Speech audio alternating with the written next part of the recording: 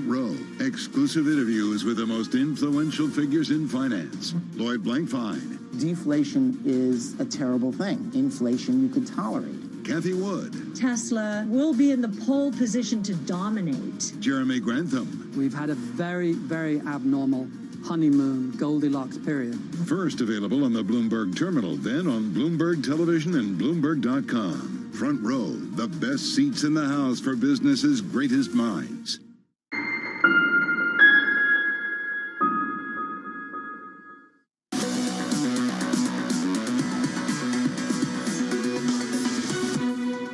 We welcome the important decision that OPEC Plus made to increase supply. The president will look for opportunities to engage with leaders from Middle East region. We don't have anything for you on any trip or plan for the president. The United States will continue to use all tools at our disposal to address energy prices. The White House facing a tough summer ahead of midterm elections. BlackRock CEO Larry Fink adding just a little bit of fuel to the gloomy outlook. We're witnessing all these supply shocks, and that's creating these attended price increases. And so it's more supply driven. Most of the problems we're living with today are more policy generated and supply generated. There's greater recognition that inflation is not transitory. It is probably with us for a number of years. It's taking the temperature of the mood in Washington, D.C., in the White House and of the country. Down in D.C. is Anne-Marie. Morning, Anne-Marie.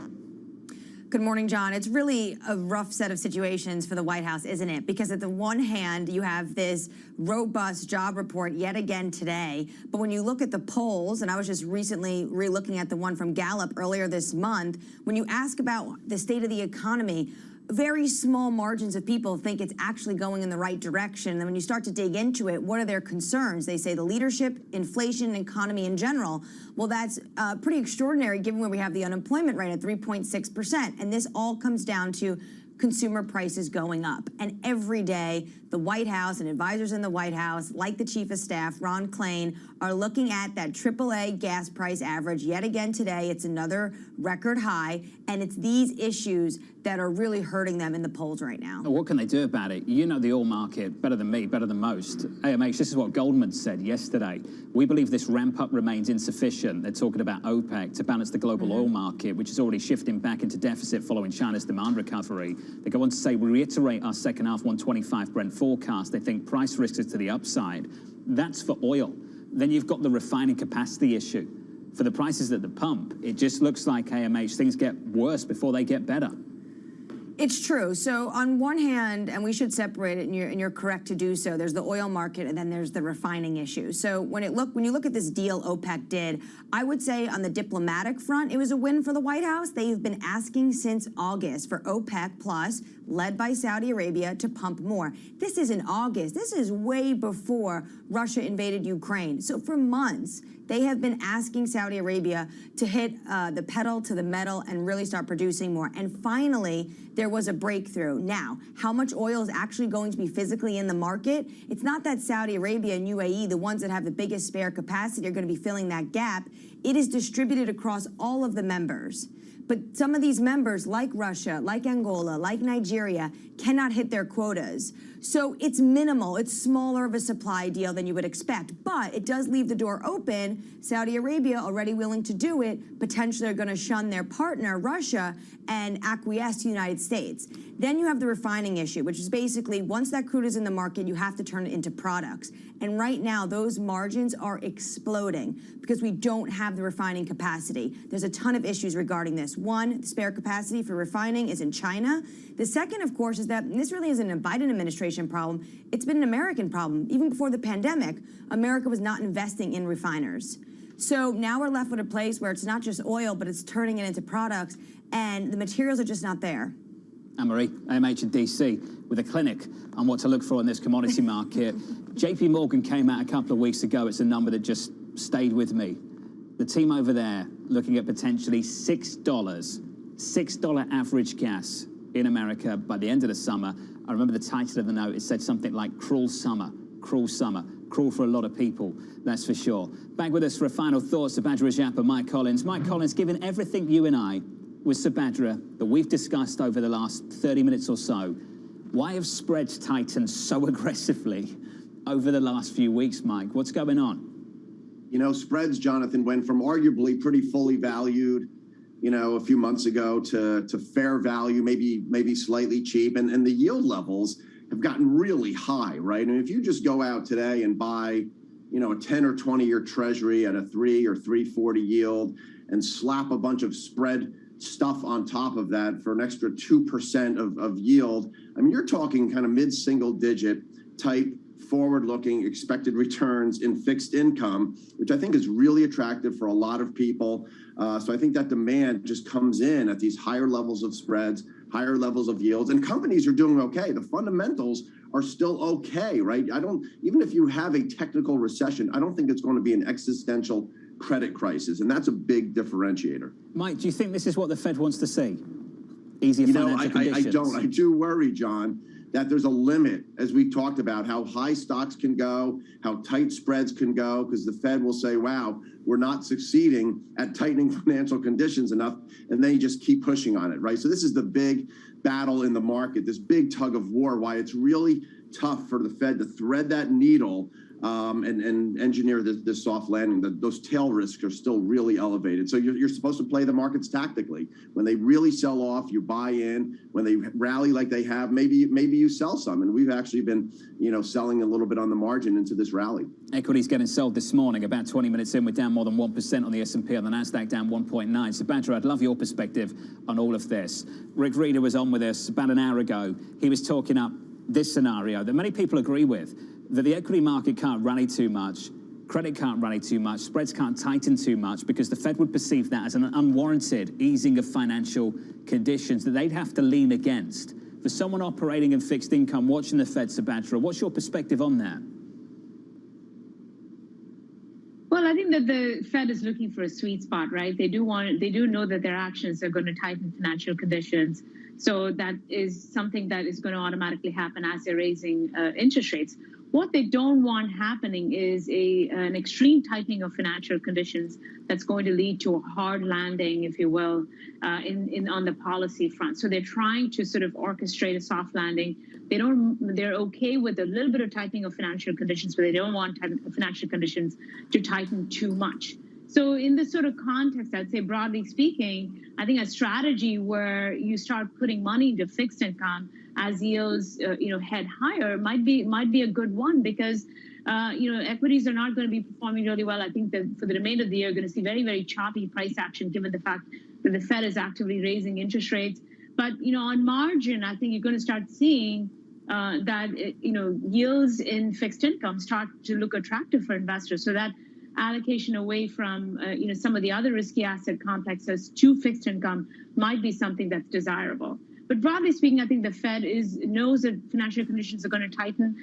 So I think that they're going to really take a very gradual approach to raising rates after they've gotten to neutral. So they get rates to around 2.5%, and then they're going to be much more aware of the impact of higher interest rates on financial conditions and take a much more gradual approach, if you will, to raising policy after we get to 2.5%. What a complex, nuanced time. Sabadra, thank you. And to you, Mike Collins, go away, log off the terminal, enjoy the birthday and the family. Thank you, sir. Appreciate it. Just a programming note, just a quick one. Mike Worth at Chevron, catching up with Alex Steele, 10:30 Eastern time. So that's about 40 minutes. Do not miss that conversation. Mike's sitting down with Alex a little bit later this morning. For your broader equity market, we're lower by more than 1% on the S&P, on the Nasdaq by close to 2%, with some movers. Here's Abby. John, there is certainly a bearish tone here, and we came into the day, as you noted earlier, for a weekly gain. We're now looking at a weekly loss for the S&P 500. Let's take a look at the biggest laggards. Of course, starting out with Tesla, shares are lower on this Elon Musk, the cutting potentially of 10% of the workforce, or 10,000 workers, on his quote-unquote super bad feeling about the economy. Of course, in that email titled "A Pause, All Hiring Worldwide." So really reiterating the bearish tone that we've heard from Jamie Dimon, John Waldron, Larry Fink, among others. As for Apple, down 3.1%, technically in something that's called a death cross. That's when the 50-day moving average goes below the 200-day moving average. Basically, the near-term buyers want out. The last one was in 2018, but that one put Apple pretty close to that bottom at that time. So let's see. Micron down 7.6%, cut at Piper Sandler to a neutral on its high consumer exposure, given the NAND and cell phones, the DRAM exposure in PCs, those shares down sharply. And then finally, rounding it out, American Airlines down 4.3%, John, matching Delta and United Airlines in terms of bringing up revenues, but they're talking about capacity down, fuel prices, those shares lower, really dragging on the S&P 500 at this point, John. Anyone who's tried to book a flight in America in the last couple of months, this is no surprise to them whatsoever. Capacity, there isn't enough of it, prices are sky high, and the airlines seem to be doing okay, but expenses, they're still picking up. They're still clicking in a bigger way for some of these names. Abby, thank you. Coming up next, your trading diary, we take a sneak peek into next week with some inflation data on deck and the ECB in focus. This is Bloomberg.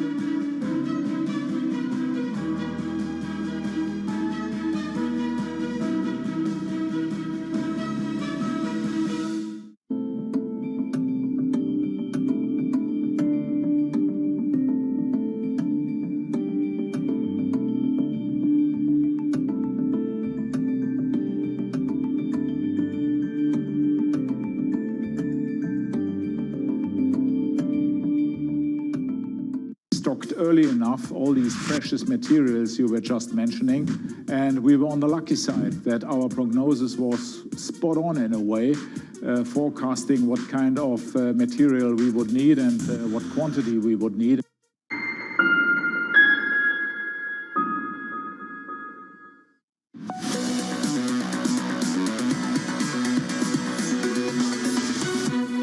Twenty-five, 26 minutes in, we're down by more than 1% on the S&P, by 1.7% on the Nasdaq 100. That's the price action. Here's the trading diary. The ISM services data coming at the top of the hour. President Biden speaking a little bit later, 10:30 Eastern. PMIs from China over the weekend, an RBA rate decision Tuesday, an ECB and Lagarde news conference next Thursday. And finally, US CPI just around the corner. The median estimate so far, 8.2% from New York. Thank you for choosing Bloomberg TV. This was the countdown to the open. This is Bloomberg.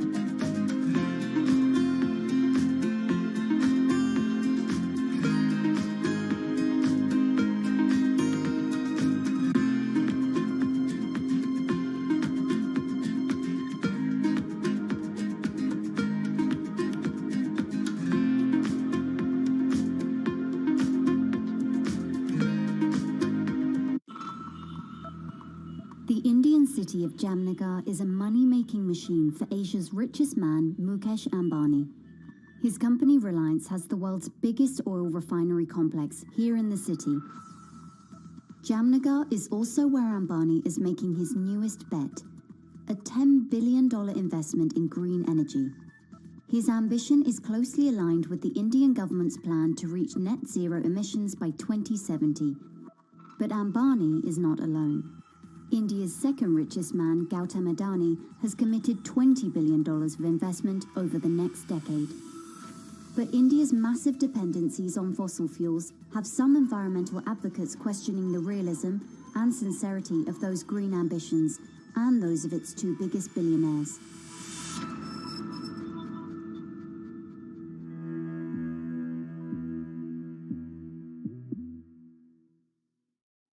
Bloomberg has enhanced search on the terminal to deliver what you need when you need it. Now, you can simply type phrases in everyday English in the command line. Compare financials. Find people. Analyze markets. You can enter phrases or ask questions. What do you want to know today? Ask a question or visit SearchGo to find answers now.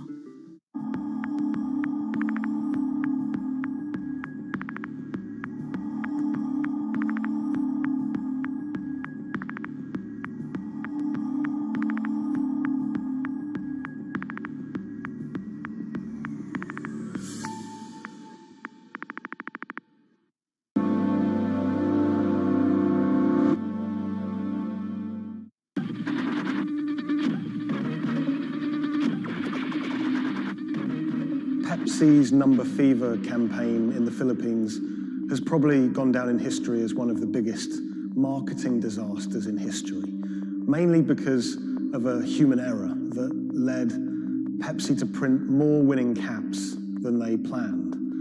The resulting chaos caused riots, civil unrest, and even deaths. Reporting this story took over a year, and it resulted in me flying to Manila in the Philippines to meet unlucky winners and to find out exactly what happened back then in the 1990s.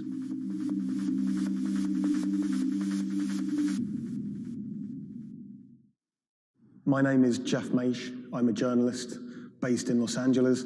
I wrote the story for Bloomberg Businessweek about Pepsi's Number Fever campaign. The Philippines is a really interesting country. It's made up of thousands of islands. And it's also a country that's very heavily influenced by America. American culture is everywhere you look in the Philippines. They're obsessed with Frank Sinatra music, for example. They love all things America, and that extends to their love for soft drinks, Pepsi Cola, Coca-Cola. In the 1990s, it was everywhere. Pepsi and Coca-Cola were embroiled in what is now known as the Cola Wars. It was a fierce battle for market dominance. Number Fever was already a really popular promotion. It had been rolled out in America to great success. And so Pepsi decided to roll it out internationally, particularly in Asia. They thought it was the answer to their problems. They thought it could finally help them beat their biggest competitor.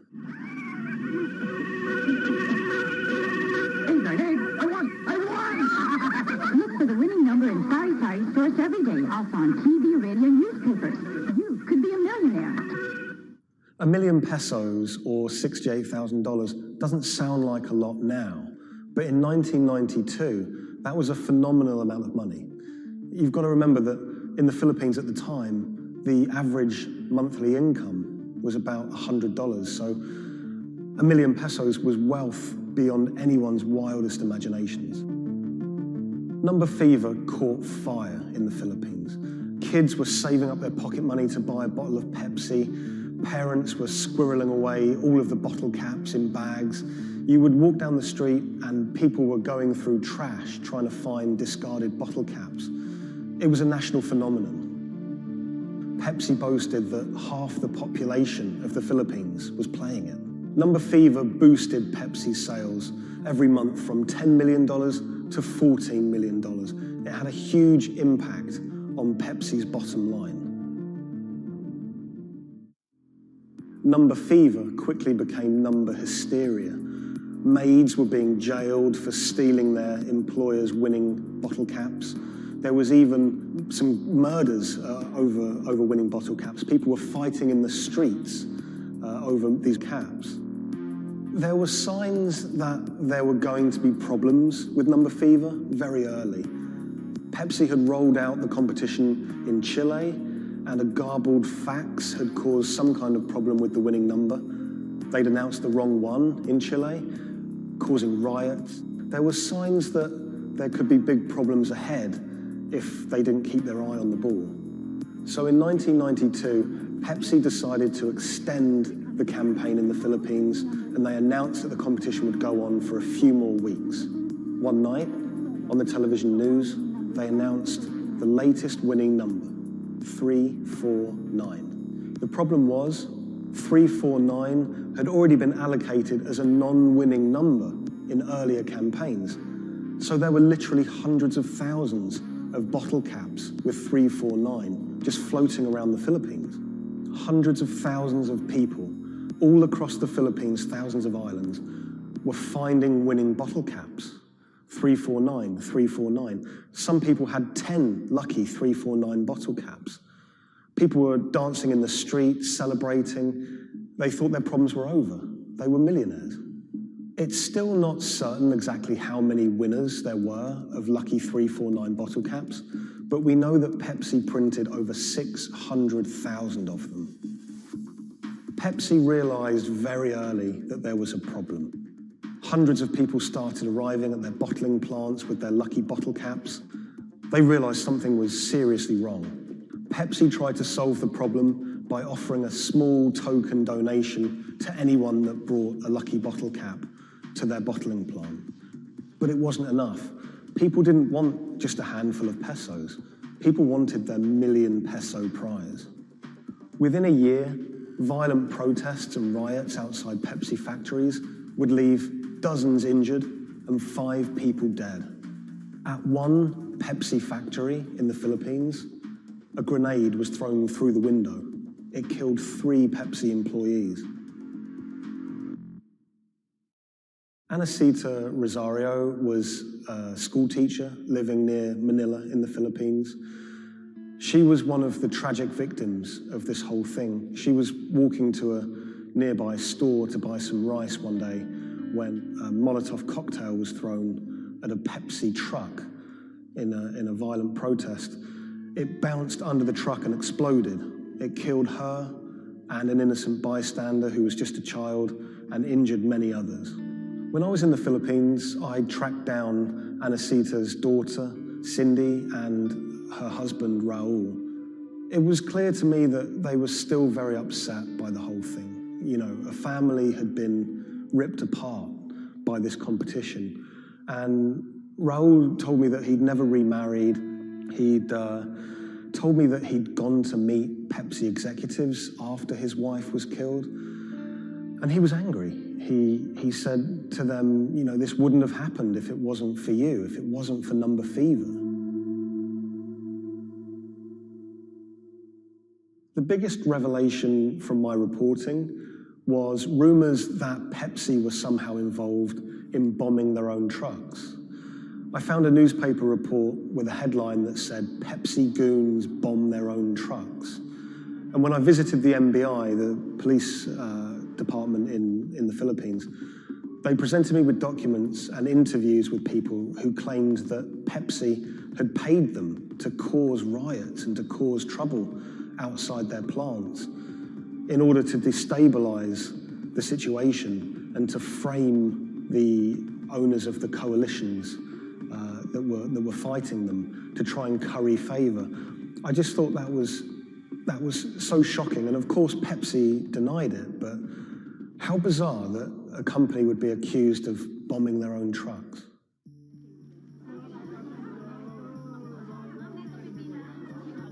The contest had sparked so much anger in the Philippines because it landed at just this really weird time in the Philippines' history. It was during a crazy election that was racked with allegations of fraud. The Philippines was in a kind of love-hate relationship with America. They loved, obviously, the American aid and finances that was pouring into the country, but at the same time, they yearned for independence. They wanted to be their own country. Vicente Del Fierro was a local preacher living in Manila, and he hated the Number Fever campaign. Del Fierro thought Pepsi's Number Fever campaign was just one of the many ways that America was asserting its dominance over a third world country. He hated seeing his fellow countrymen get ripped off, in his eyes, by this huge multinational American company. He wanted justice. Del Fierro rounded up over 800 winners of 349 bottle caps, and he got them all together to sue Pepsi for over $400 million to be divided between those holders of lucky bottle caps. Del Fierro took money from some of the people who could afford it. They paid him 500 pesos to help with legal fees, but for people who couldn't afford the money, he would just represent them pro bono. The alliance is to build up pressure on Pepsi. And so you see people marching in the streets. So we have mounted our own campaign, even in the U.S. He flew to America and he hired two consumer lawyers here in America to take on Pepsi. He had a meeting at Pepsi's headquarters to try and resolve the problem, but he said he wanted to take it all the way to the highest courts in America. When those cases were heard in America, those courts decided that this was a problem that should be heard in the Philippines, not in America. Back in the Philippines, Del Fierro continued his case in the Filipino courts. At one stage, there were arrest warrants handed out for 9 Pepsi-Cola executives, which he saw as a big victory. We don't know if those arrest warrants were ever upheld, but it made newspaper headlines across the country. Pepsi did not take kindly to Del Fierro's campaign. They tried everything to shut him down. They sued him for libel. My father had to attend 3 times a month for a branch 145 and another hearing for the branch 113, also 3 times a month. Also, there was a time my father was hospital due to heart failure. Still, he had to attend the 2 branch hearing. Otherwise, for not attending, the judge will issue warrant of arrest to my father. My father passed away January 13, 2010. After staying for almost 1 year in the hospital, he died of complications due to heart failure. After the death of my father, I was inspired to do the website. PepsiCo will be remembered for what they did to the consumer in the Philippines and to my father. When I reached out to Pepsi for comment for this story, they claimed that they didn't have access to anyone who was working at Pepsi that was around in those days. They also said that during COVID-19, they didn't have access to their documents about this, but you know, they were very careful to say that they were sorry for everything that happened, and we do know that Pepsi did try everything to try and make this right. The Pepsi Number Fever disaster cost the company millions. We know that they paid up to $10 million in those goodwill payments, but the financial effect could be much greater. After the disaster, we know that Pepsi sales dipped. They were overtaken by Coca-Cola again. Pepsi's Number Fever disaster changed the legacy of that soft drink in the Philippines forever. Some people of a certain age won't touch it. For many people, Pepsi is a taboo word. A lot of the people that I spoke to were still quite traumatized by their experience, by that experience of winning 1 million pesos, losing it, and then returning to their normal life in poverty in Manila.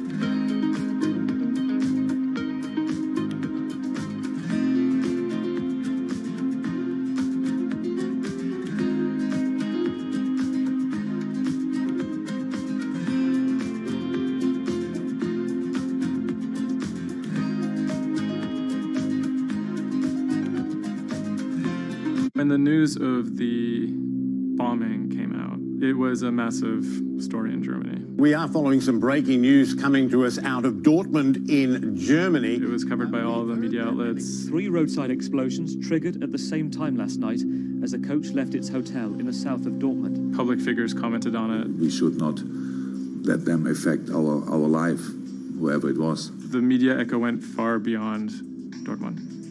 I think it was front page news in every single big paper around Europe. Everyone thought of like a terrorist attack, and people were scared that throughout the city in Dortmund there was more attacks to be happening. Unbeknownst to investigators, just after the bomb went off and the players of the team were shell-shocked, the person who had masterminded the attack was actually sitting in the hotel eating steak and sweet potatoes.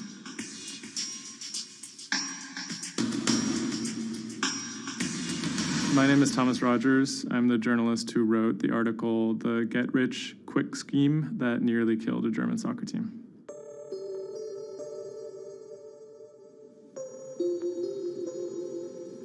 Dortmund is a mid-sized city in the western part of Germany in a state called North Rhine-Westphalia. And it's a former industrial city that's kind of fallen on hard times in the last few decades. It was severely bombed in the war, so the center of the city is quite stark. Some of the few high points include its soccer team. My name is Ike Henning. I'm a reporter with Bloomberg News, and I'm a great fan of Borussia Dortmund. Dortmund fans are super loyal. On all match days, the entire city is in black and yellow. It's like a religion. I think more than most German cities, soccer does play a very large role in the identity of Dortmund. In October of 2000, the BVB became the first team in the Bundesliga to actually go public. Salaries for soccer players in the Bundesliga have gone up very dramatically. With such high prices, they thought that by going public, they would be able to compete better with big teams like Bayern Munich. Unfortunately, that didn't go too well. Dortmund bought too many expensive players, high wages, and the club almost went bust in 2005. The price of their shares, it has sometimes gone up, but mostly gone down since they made that decision. So on April 11th, 2017, the team was staying in a hotel on the outskirts of Dortmund. Match days are always special in Dortmund. Everyone is looking forward to it. The team always meets in the same hotel ahead of matches. They stayed in this hotel in order to have a kind of neutral space before games so that they could concentrate, be sort of isolated from distractions, things like that. Everyone was pretty optimistic. They had a chance to go really far, maybe into the finals. I was in the office and getting ready for match day. I was going to meet with a friend, a fellow Dortmund supporter, in a pub. As always, the fans are very excited about matches. On that day, they were heading to play in the quarterfinal against AS Monaco at Signal Iduna Stadium, which is in the center of Dortmund. Shortly before 7 p.m., the players of the team boarded their official team bus. When the bus took off the parking lot of the hotel and turned on the street, there were three detonations, 3 bombs that exploded and hit the bus of Dortmund. 3 explosions occurred close to the Borussia Dortmund team bus. The B team bus had just left the hotel. The explosions destroyed 2 windows in the rear part of the bus. People screamed, people jumped to the ground. The fellow Dortmund fan I was supposed to watch the match with, he called me and said, turn on the TV, there was an attack at the Dortmund bus. And I thought he was like, that was impossible. Some of the players screamed at the driver to keep driving as fast as possible because they were worried that people might storm the bus. German investigators say the explosive devices used in the attack on the Borussia Dortmund bus contained metal pins, and that one had pierced a seat headrest. Unbeknownst to the team members, the actual mastermind behind the attack was, as they were disembarking the bus, was actually eating steak and sweet potatoes at the hotel they had just left. Authorities are attempting to verify a letter left at the scene claiming jihadists were behind the attack. Because there had been a series of attacks by Islamic terrorists in Germany and Europe, there was widespread suspicion in the media that this was another Islamic terror attack. 3 letters were found at the site of the bombing that took credit for the attack on behalf of Islamic State. There were, however, reasons to doubt this particular narrative. Would actually be a surprise if ISIS were actually part of this attack. Possibly could be employed by other groups like the far right wing to try and shift the blame. The letters had some strange qualities. They were written in a strange German that used big, sophisticated words, but had basic grammar mistakes, as if someone was native German speaker but pretending to be a foreign person. Federal investigators have detained 1 man suspected of links to Islamist terrorism, one of 2 suspects whose apartments were raided this morning. Shortly after the bombing, a man in Austria named Rudolf, who was a big BVB fan, he noticed that something strange was going on the stock market related to the team's shares. He emailed the lawyers of BVB, who then forwarded that email on to investigators. The email stated that someone had bought 60,000 BVB put options, a wager that the value of the shares of the team would fall below a certain amount at a certain date. Why would someone buy that ahead of a match and then 3 bombs go off? Something isn't right here. For the person to make money off of that, it required the stock to go down quite a bit in a fairly short period of time. And it wouldn't just be the team losing a match, it would require something much bigger than that. There was another big red flag about this purchase, which is the fact that it had actually been made, number one, on the day of the bombing, but also from an IP address that had been traced to the actual hotel where the bombing had taken place. When 3 explosions targeted the bus carrying the Borussia Dortmund footballers on April the 11th, written notes left at the scene claimed the attack was the work of ISIL. The truth, as is now alleged, is remarkable. On April 21st, the police arrested a man in a southern German city called Tübingen. He was on his way to work, and his name was Sergei Benegold. He seemed like an unlikely suspect because he had no known connections to the Islamic terror world. He didn't seem like a far-right extremist. He didn't seem like a left-wing extremist either. He seemed to be a completely unremarkable young man. A 28-year-old German-Russian man, named only as Sergei W., stayed in the same hotel as the players on the night before the bombing. He specifically requested an upper room overlooking the bushes where the explosive devices were hidden. The media dissected why he would do that, what was his past. He had been inspired by the 2015 terror attack in Paris. And he noticed that in the aftermath of the attack, the stocks of French companies went down. And he believed that if an attack took place that was directed at a specific company, that the decrease in stock price for that company would be even more dramatic. It never occurred to anyone that someone would do that out of greed. We now know that the suspect bought 3 different derivatives on the Borussia Dortmund shares. With all these derivatives, he bet on falling shares. The suspect bought the majority of these financial products on the 11th of April, the day of the attack. If the plot had been completely successful and the stock had reached a value of 0, Benegold would have made up to 570,000 euros, or the equivalent of about $608,000. Ultimately, the plan completely backfired. The attacker, Sergei Benegold, didn't make any money. In fact, he lost money. In court, he would be extremely quiet. He usually kept his hands clasped together. One of the lawyers actually commented that he had never seen a defendant act so calmly. Benegold had served some time in the German military. From that information and from online research, he was able to figure out how to assemble remote detonated bombs that would do what he hoped to do. There were a few days of extremely emotional testimony, including the soccer players who described doubting whether or not they could ever play another game again. It brought everything back up, and it didn't quite help them to kind of process what was going on. Throughout it all, he sat there completely silent. The big mystery that was swirling around the trial was the question of why he may have simply done it because he wanted to impress a woman. Rebecca is a young woman who has a very troubled home life. She ultimately sees her relationship with Weinergold as an opportunity to leave that troubled home. Weinergold is a Russian immigrant to Germany.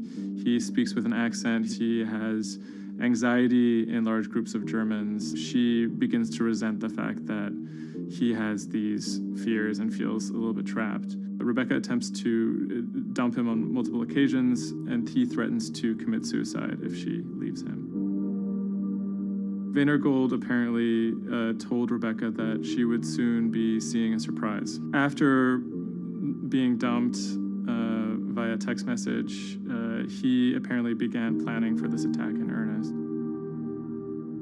Weinergold was charged with 28 counts of attempted murder, which carried a maximum sentence in Germany of life in prison. He claimed that he had nothing to do with the attack, but as time went on, he admitted that he had actually been the person who had built the explosives and had set them off. But he claimed that he didn't want to actually kill anybody.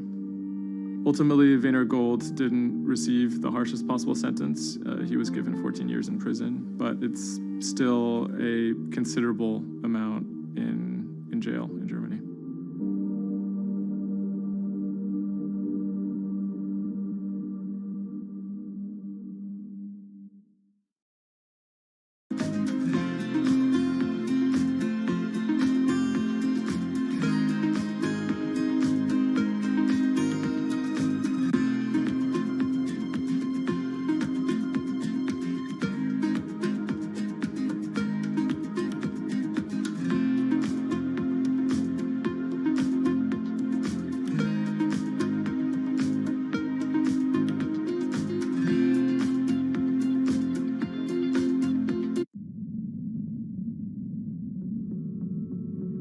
The threat of an asteroid hitting Earth is very real. If it's big enough, it's also very final. These are very, very infrequent events. The probability is not zero, though. A blinding flash of light streaking across the sky. About 100 tons of space rock falls on Earth every day. Most of it is so small it burns up in our atmosphere or lands unnoticed away from major populations.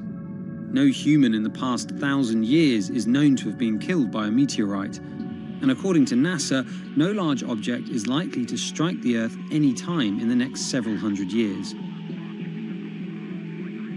However, one thing is certain: we haven't found them all. There are thousands out there, and we don't know where they are.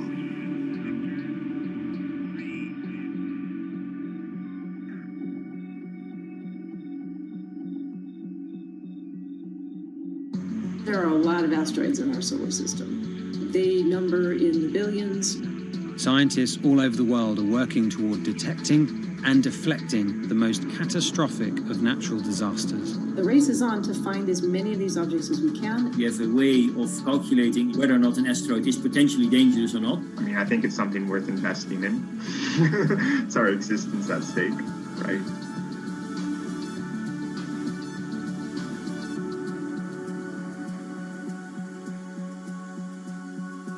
Amy, let's get this one out of the way. It's probably the question you get asked the most, but how scared should we be? Asteroids and comets are a natural hazard that's out there like a lot of other natural hazards. These are very, very infrequent events, these collision events, where an object actually impacts the Earth. The most important thing that we need to know about asteroids is, when the next impact is going to happen and how bad it will be. What we know is that an object that's about, say, a kilometer across is capable of causing very, very wide devastation across the planet, really, truly global devastation. The object that wiped out the dinosaurs was somewhere in the neighborhood of 5 to 10 kilometers across, so even bigger than that. At a kilometer, it's still going to be very bad and it will have global effects. For objects that are capable of causing what I would call sort of regional damage, kind of a large major metropolitan area, a city and its surrounding environment, sort of around 100-ish meters. It depends on the details of the composition and so forth. By the 1980s, NASA was cataloguing near-Earth objects. In 1994, stargazers watched as comet Shoemaker-Levy 9 hit Jupiter. The resulting zone of chaos was estimated to be as large as the Earth, and the event became a turning point in the search for asteroids and comets in our solar system. In 1998, Congress tasked NASA with finding 90% of asteroids and comets 1 kilometer wide or larger. Soon after, Hollywood blockbusters Armageddon and Deep Impact brought attention and fear to the masses. The great news is that the vast majority, more than 90% of all the really large 1 kilometer near-Earth objects have been found. The challenge now is working down to these smaller sizes that are still quite capable of causing a lot of damage, but they're just harder to spot because they're fainter, they're smaller. Can you give us a sense of how many are out there in our solar system? We know that there are a lot of asteroids in our solar system. They number in the billions. Most of them, however, are between Mars and Jupiter in what we call the main asteroid belt. This is a region of space where most of the asteroids in the inner part of our solar system live, and they stay there for many billions of years.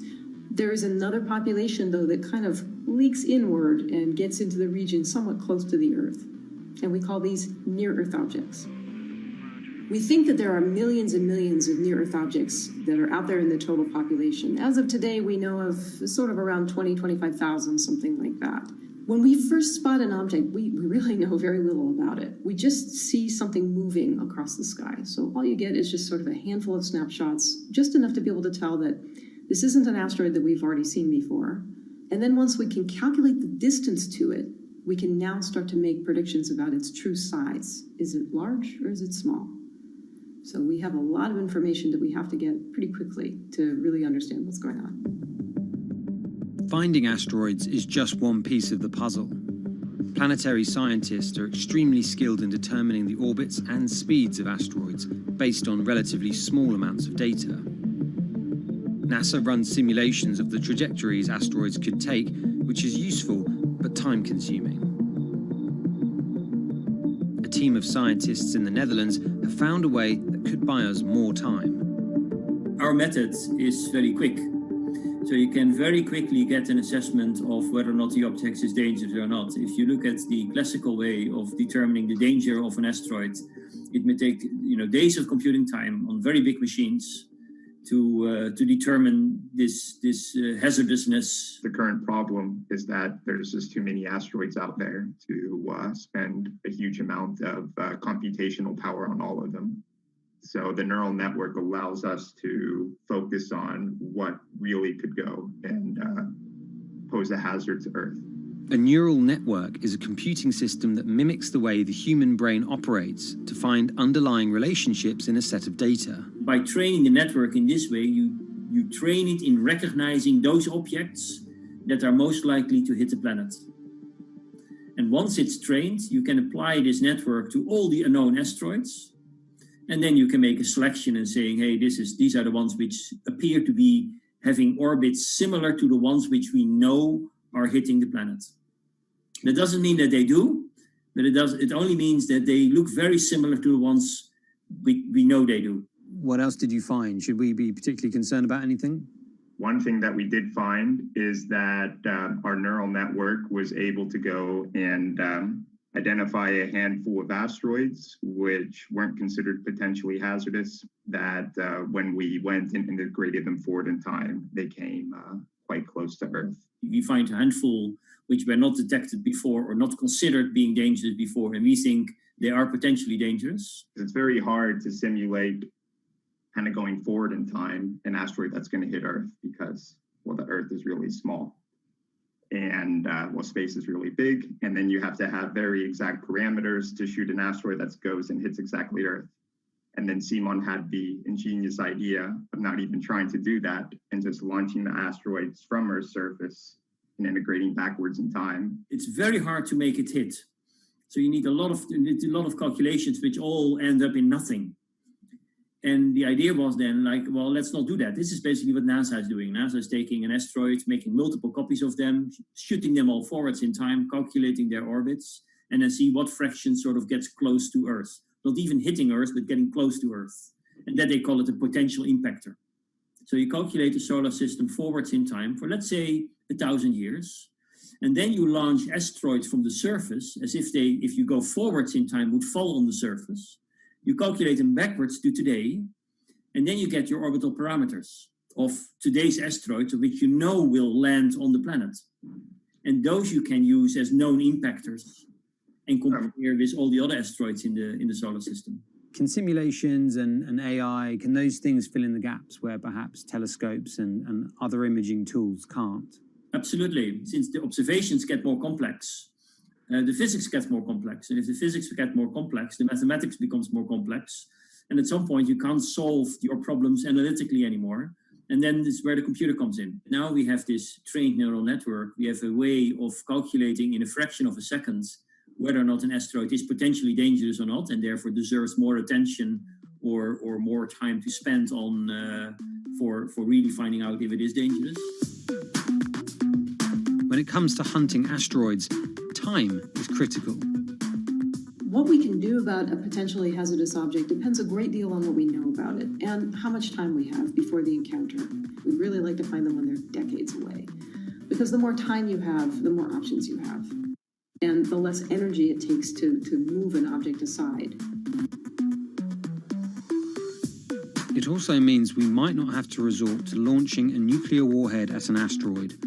Until recently, pretty much our only choice. That's an option of last resort, in my opinion, yes. We have lots of options available. You can just simply bump into the object and just nudge it out of the way. That's one possibility, and that's kind of, in a way, sort of the simplest thing to think about, just nudging it off its path a little bit with, a massive object, a spacecraft, let's say. It's just kind of like bowling, if you will.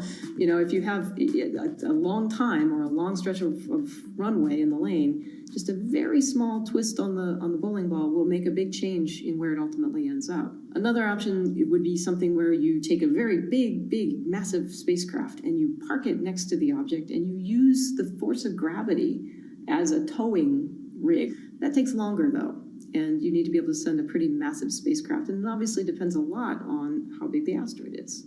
Other options start to get more and more complicated, and they range from painting one side of the object a white color and painting the other side dark, and then letting the pressure of light sort of perturb its orbit.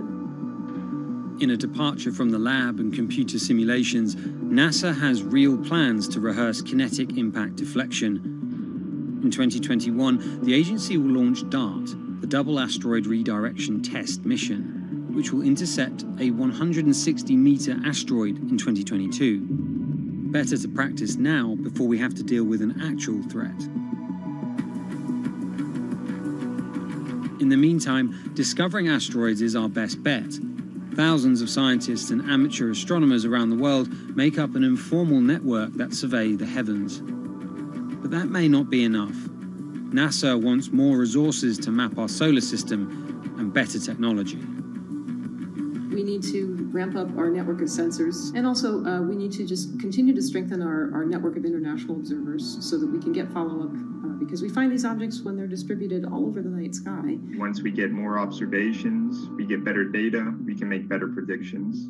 If you look at the big impactors we have had in the last, let's say, 20 years, or maybe 30 years, or 50 years, most of them we haven't seen coming. So the real danger, I think, comes from the objects we don't know about, and not from the objects we do know about.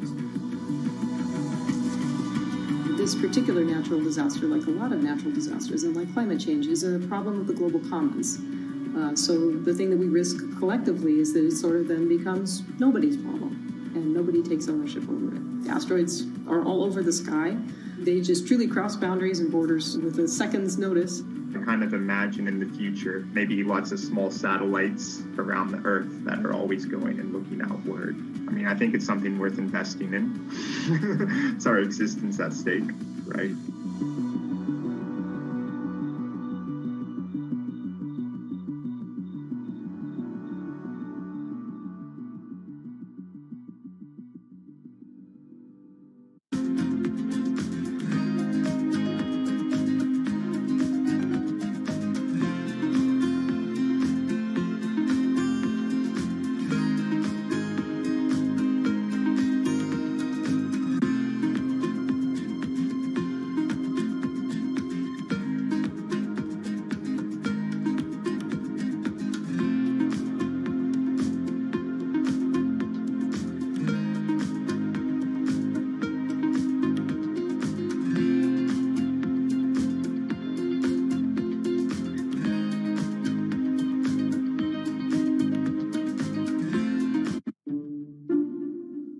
The pandemic has affected everyone in different ways. Some pass the time by baking. Homemade sourdough bread. Do I need to say more? Some chose to binge watch Netflix. It's your game. Or maybe you started a garden oasis in your backyard. Next, I'm going to put my lettuces in. But for millions of others, I'm going to be posting stocks that will boom. They wanted to uproot the financial industry. Let's just lock it on up and take $15,000. Here's a stock that can change your life. I see a stock going up and I buy it and I just watch it until it stops going up and then I sell it. I have gained over $3 million. I want some free money.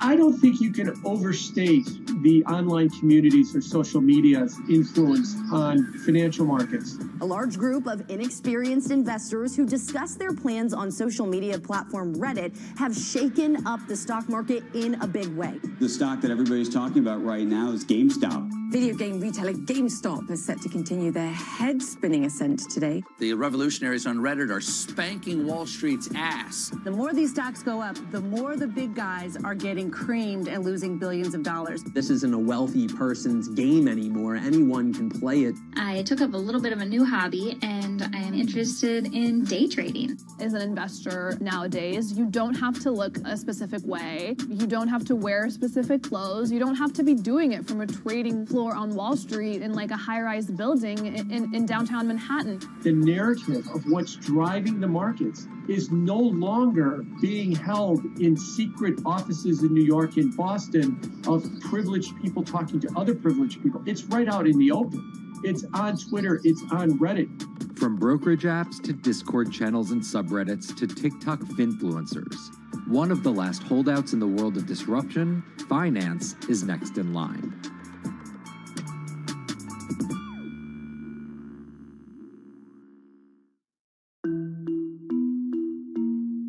Investing should be as ubiquitous as shopping online.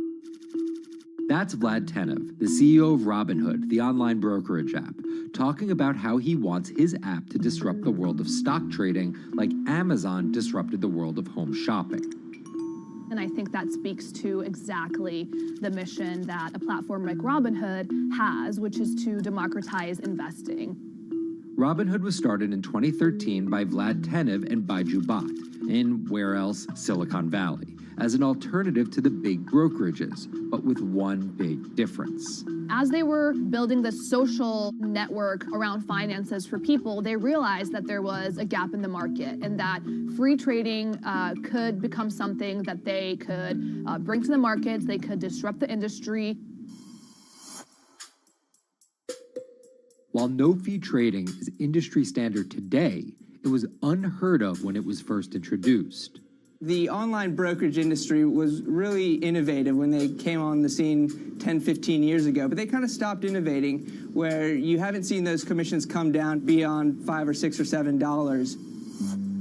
Robinhood think that by offering zero commission that they're going to push people onto this platform. And on top of no-fee trading, the customers Robinhood was courting have been long overlooked in the world of finance. So the typical customer of a Charles Schwab, for example, is putting a lot more money in that brokerage account than the typical customer at Robinhood. Even today, with all of its popularity, the median account size is about $240. The Fidelities and the Schwabs and the E-Trades of the world, they look down their nose at those kind of accounts. I don't want a $1,000 account. They're just a headache. I want a $100,000 account. And this is key here, right? Because the thing about Robinhood that's different than every other single brokerage platform is how easy it is to use. The design of the Robinhood app really has in mind a user who might be coming at this absolutely cold.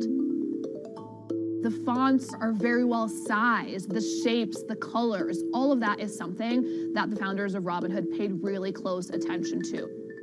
And by creating an interface that catered to a newer investor, they were able to gather a pretty healthy group of customers. And by 2019, they had about 10 million customers. Those 10 million customers were a huge success story for Robinhood, but no one could have predicted its explosion after the arrival of COVID-19. Remain indoors to the greatest extent, and 100% of the non-essential workforce must stay home. What we saw when the pandemic hit was the growth of Robinhood users absolutely turbocharged. And oddly, you saw this surge in interest in stock trading. Then they saw the absolute surge in 2020 in customer growth. And now, by many accounts, they have more than 20 million customers, which is pretty extraordinary. So the next step for them is to figure out how to monetize those users and how, even with their small account sizes, to get them to grow with the company and, as it releases more products, come along with them.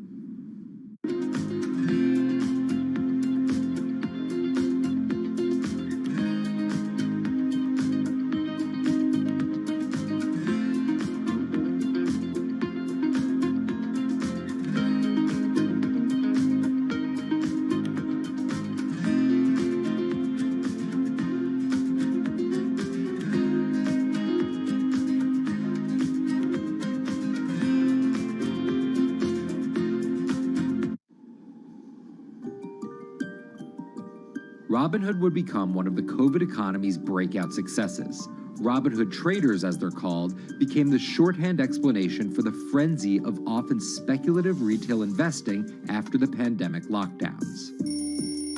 Kids wake up in the morning, they go on Robinhood. They're, in the shower, they check Robinhood. Kids are learning how the stock market works at 18 while they're at school, checking their phones in between classes because notifications pop up telling them what their stocks are doing that day. With these new tools, millennials and Gen Z are investing in the market in ways their parents could have never even dreamt of. That is sort of key when we talk about the divide between older and younger generations, is that the younger generation was exposed to so much more information and tools at their disposal to do what they want in the market. The older generations, you never had the technology or the cost structure that you could play the markets like you can today. So you were stuck with giving your money to a professional investor and paying them a fee to do it. When I speak to young kids, they tell me, I'm making mistakes, I'm losing money. I'm not a perfect investor, but I'm 18, and by the time I'm 30, which will be, 10 years from now, I'm gonna have interacted with the markets for a decade. And so it's a learning experience more so than anything else. And you can look at it and you can say, wow, that's risk-taking, that's dumb, but if you could possibly shave 10, 20 years off your working life versus adding 5 years, I don't think you can fault people for that. But Robinhood is only part of the puzzle. Sure, you can trade on it, but without research, information, and data, you're just blindly throwing darts at different stocks and hoping to strike it rich. Wall Street forever has always run on what we now call narratives or memes. People telling rumors to each other have been around for 100 years. On Wall Street, information is its own currency. Historically, either you had it or you didn't, and the people who had it had a huge advantage.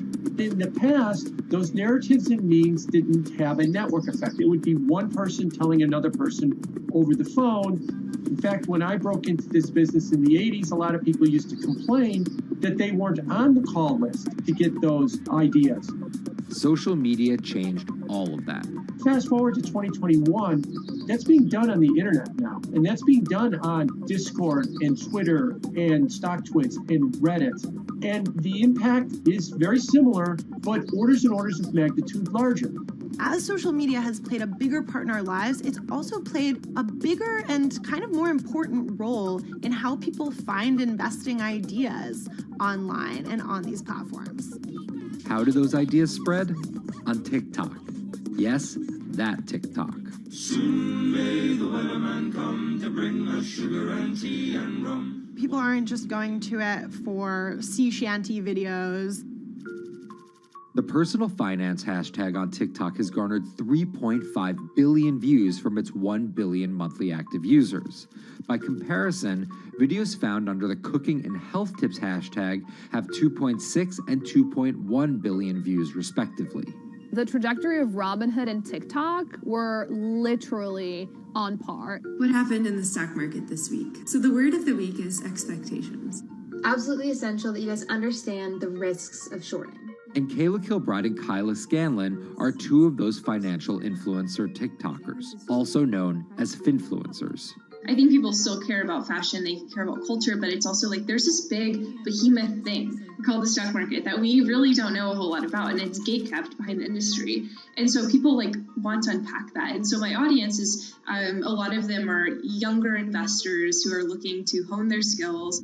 Tech and write-up. Kyla and Kayla are two of the more, let's say, professional TikTok influencers. The Tesla ARK Bitcoin Biotech Risk Cluster. I've been trading since high school, and it was a really interesting way for me to fill out my decision-making frameworks and to think about thinking. And I think that the more that we can have people thinking about finance, the better that we're going to progress as a society. I think it's a huge gap in our educational system. If you're going to buy an option for a stock you think is going to go up, it's a call.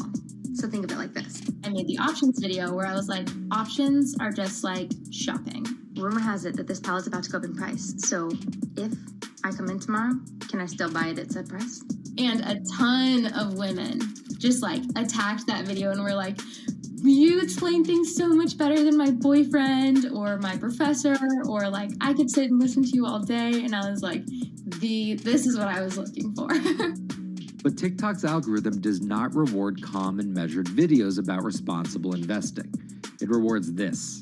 Watch this video for 30 seconds and you'll be rich for the rest of your life. I try not to say the A word, the ALGO word, because TikTok listens to us.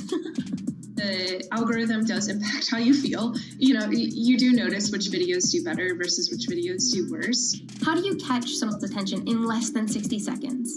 And how do you make it something that they're like, I need this in my life?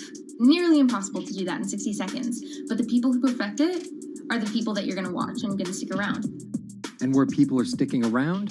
Reddit. And its nearly countless subreddits about finance. And by far the biggest one of those is Wall Street Bets. There's a lot of social media platforms out there, but Reddit is like the social media platform for finance.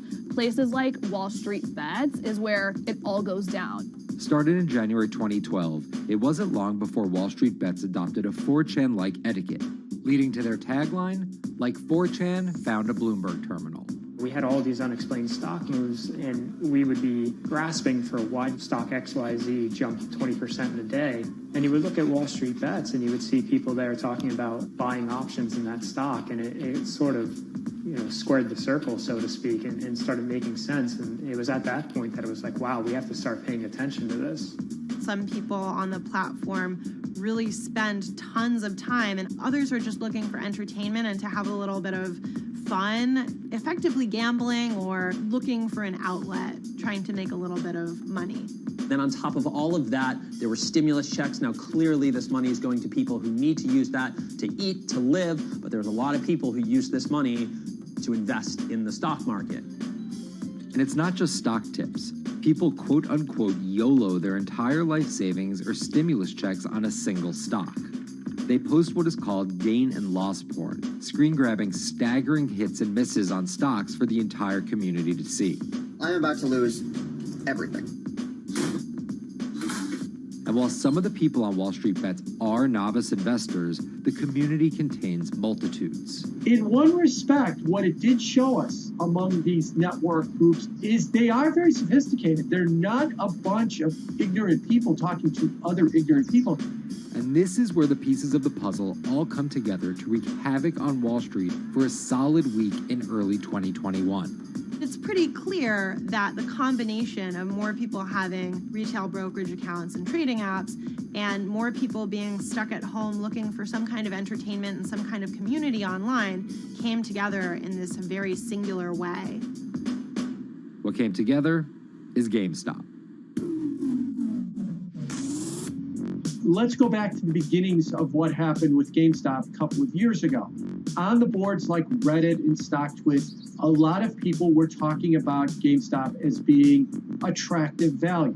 Some of them are even, Wall Street alums who left the industry and now still have access to tools that they can use to improve their financial well-being and make very good decisions. And I think Roaring Kitty is a perfect example of that. GameStop is one of the most compelling asymmetric opportunities in the market today. Really, I don't understand how you could disagree with that.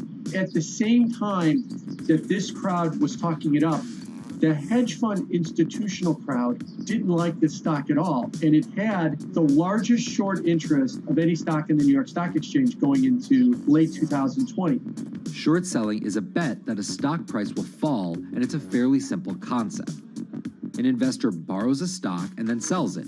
The investor is betting on buying the stock back later for a lower price, before returning it to the original owner, pocketing the price difference.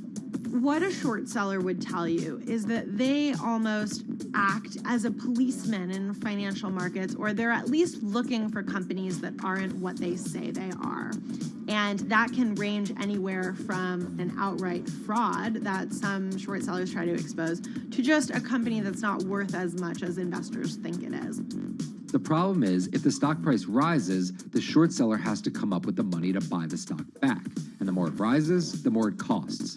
And that's what's called a short squeeze. And the hedge fund Melvin Capital was on the wrong end of that squeeze. Melvin Capital lost over 50% of its money in the month of January alone, just from being caught in the short squeeze of the stock.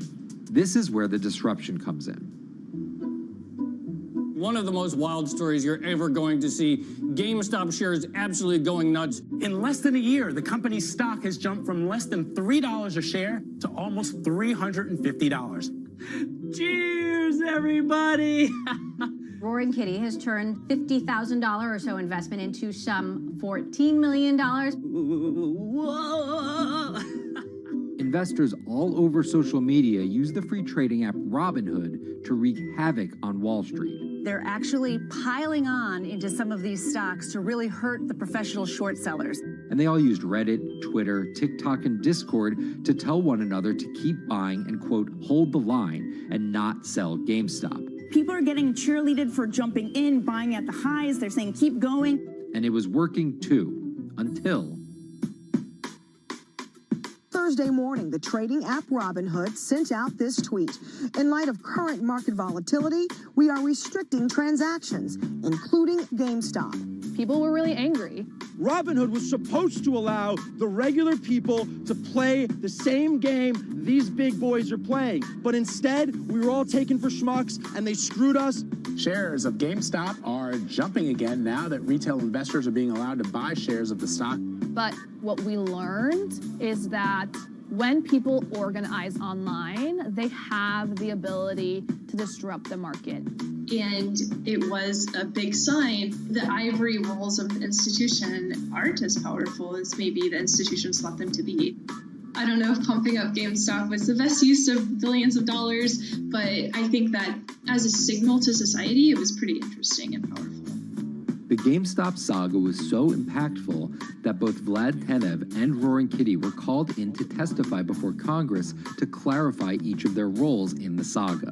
One thing that's emerged from the congressional hearings is that they're interested in how retail brokerages make money and whether they're keeping the best interest of their customers in mind, but it's pretty fuzzy as far as what they would actually do as a result.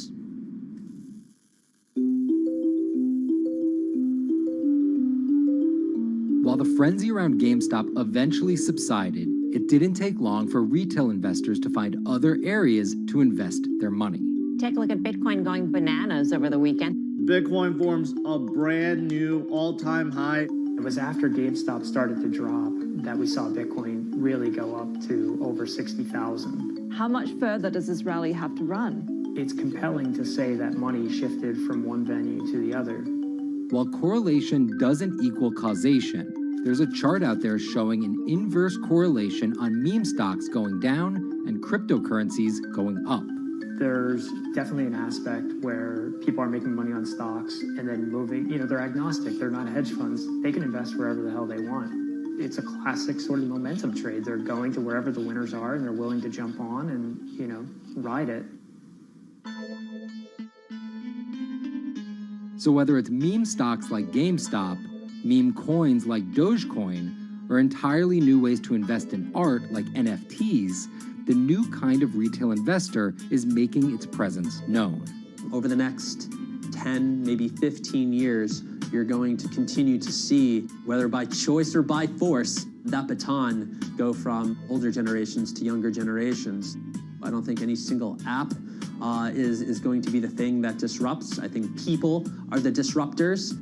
How people get ideas about what to invest in has become increasingly entwined with social media. And as social media companies govern more and more of our lives, the fact that now they're tied in more intimately to people's wallets is something that we might want to understand better. Usually what disruption, I think, means is technology comes in, whether it's blogs to the newspapers or online retailing to brick and mortar. They come in and they're in the same business, but they just do it in such a gigantic cost savings that it causes everybody to switch. Well, that's the risk that happens here, is that it's so much cheaper to just manage your own money. We're not there yet, but costs and conveniences are moving in that direction. So I'd say, Wall Street, you haven't been disrupted yet, but you could be in the coming years, and that the final chapter on this story hasn't been written.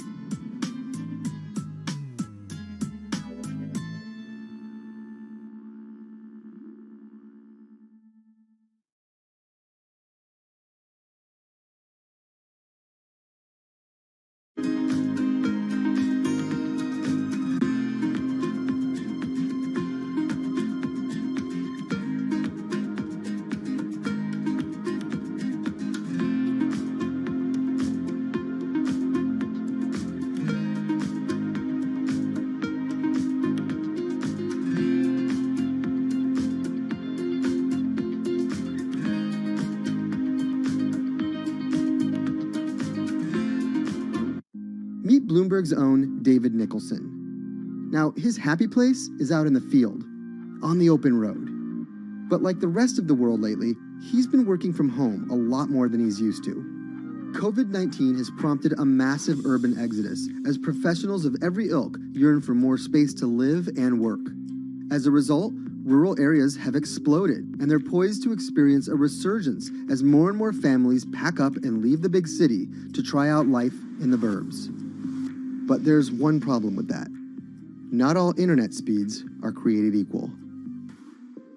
Anyone who might need to upload or download large files for a living may not want to pack up and move to that cabin in the woods just yet. Now, David's house isn't a cabin, but it is in the woods, and inexplicably, his internet is workable. My internet is okay. I pay a lot for it. It's around $140 a month. The download speed's great, and the upload speed is terrible, which is really bad for my work because I have to upload these massive files. But I'm definitely one of the more lucky ones in this community. Just a few miles down the road, my buddy has awful internet. It's usually under 2 down and under 0.2 up, so it's often unusable. Some days it's around 1, and other times it'll drop down to about 0.2, 0.3. I just want to be able to have internet at my house without having to go outside the normal ways of acquiring internet. It's really frustrating. We're literally a few miles away from downtown, and it just cuts off. this is a problem, and the solutions are not there yet. Because getting high-speed internet in rural areas en masse is something our providers may simply not be ready for.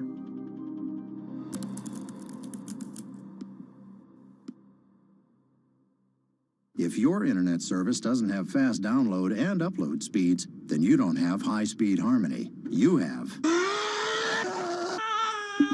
Americans on average pay about $70 a month for internet at home. But in rural areas, it could cost a lot more for a lot less service. So the pricing for a fixed wireless provider here can be something between $80 and $150 for about 25 megabits per second. However, gigabit service, which is 1,000 megabits per second and symmetrical, is running at about $119 a month or $130 a month. That's John Paul. He co-owns Spiral Fiber, an internet service provider here in Nevada County, California. And for the past 10 years, he's been trying to bring an affordable fiber optic network to town. It all started when he applied to be part of the pilot program for Google's fiber service. Across the country, civic boosters have been going to extremes, chanting, singing, Google in the morning, and marching, trying to get the search engine giant to look at their town. The internet these days is crucial to be in the world, to be a part of the world, and to be connected to your community. Google ultimately went with Kansas City, Missouri, which left Paul on a mission to get funding to lay out fiber optic networks for gigabit service. Over the next several years, he would attend conferences and pitch venture capitalists and apply for grants to make his vision come to life. One of the biggest roadblocks to building infrastructure for the internet here in the United States are the existing large providers. They have their land staked out. They would prefer that nobody come in and compete against them. In 2013, we applied for a grant. We went down and met with the commissioners at the California Public Utilities Commission. It was an arduous process to get funded, but we finally did against all odds.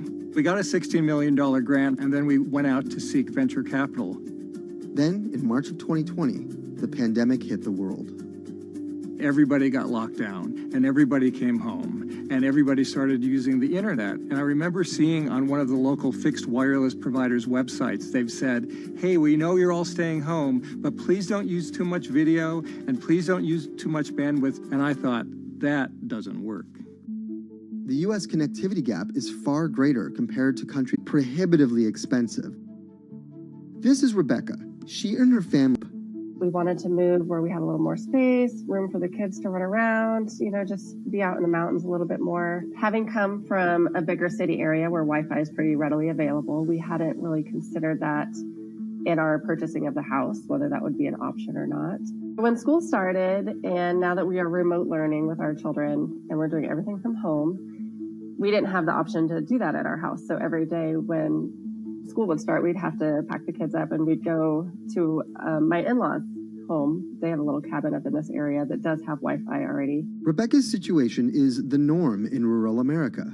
According to data from the Federal Communications Commission, just 4% of urban Americans lack access to broadband internet.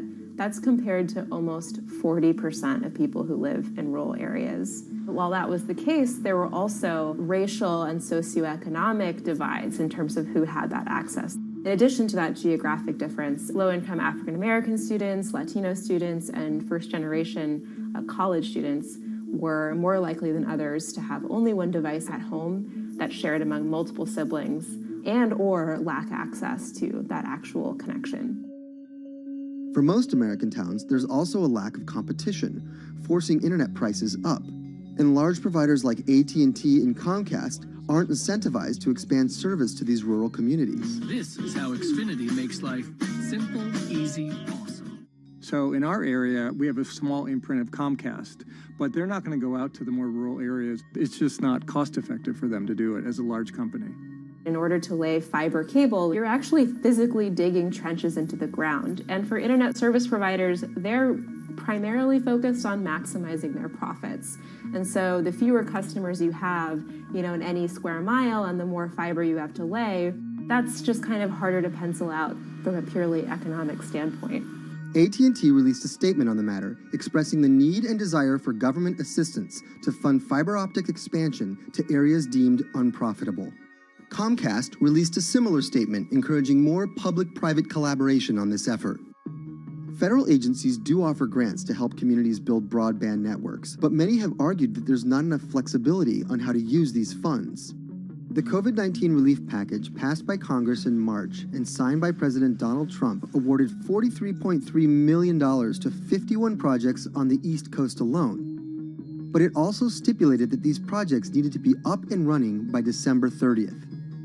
For contractors who plan projects months and years in advance, it's a scramble to rearrange their schedules to meet that deadline. So what we've been asking the federal government to consider is at least have, as long as the projects are getting started, knowing the projects are being put into place to expand both remote learning, working from home, and opportunities like that that are truly driven from COVID. We're moving as fast as we can regardless, but hopefully they'll give us some more time. Talking to John Paul, it's clear that he believes broadband is something that can transform a community and should be considered a public good.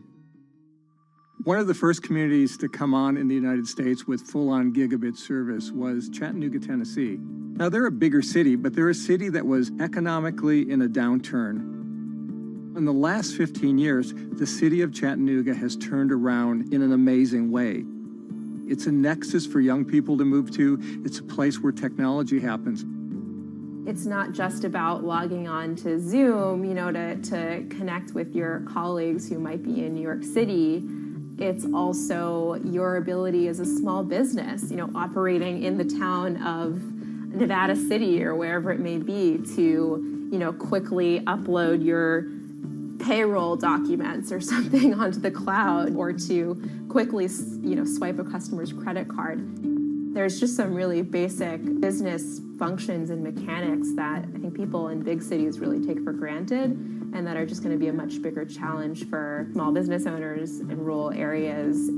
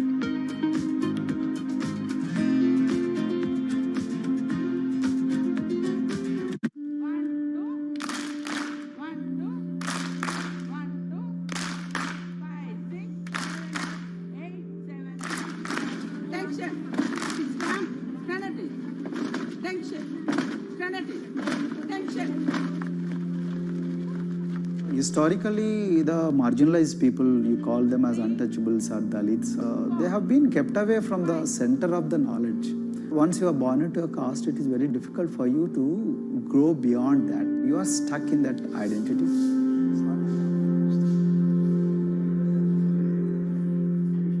I think education is the best way of liberating them. So that's how I chose to work in education sector. The kind of education that we are giving to the marginalized people is going to change not just the fate of these communities in Telangana, but it is going to be the source of inspiration, source of hope for all the marginalized in this country.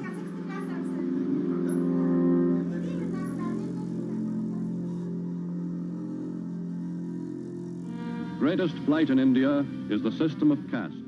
For generations of Indians, the social code known as the caste system has defined how people earn a living and whom they marry. Although outlawed 7 decades ago, castes remain a significant factor in deciding everything, from family ties and cultural traditions to educational and economic opportunities. Dalits, people who are on the lowest rung of the caste system, constitute almost 1/5 of India's population of 1.3 billion. Not able to afford the high tuition of private schools, many are forced to attend government-funded institutions, which in the past have suffered from poor infrastructure, lower education standards, and high student-to-teacher ratios. But Dr. Praveen Kumar is trying to change that.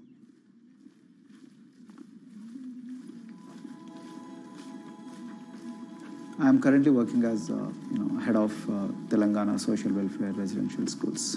So totally above 400 schools I manage. These are all residential schools for the students who are historically marginalized but talented and then poor. My friend also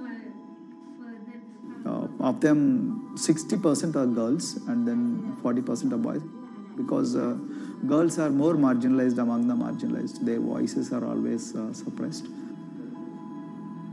My approach to improve the conditions in the schools has been put your eyes and ears on the ground always. Talk to the parents, talk to the teachers, talk to the students, stay in the schools and then understand their problems, their challenges, both in classrooms and then the corridors and the dorms.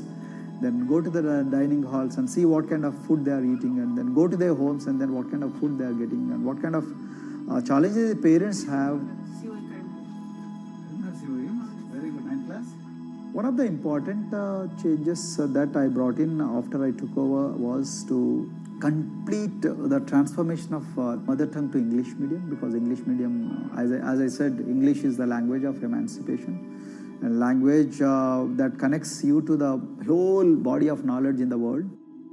So we had to train a lot of teachers. Refer to the dictionary also, okay, and find out the new meanings, as well as you're going to describe about.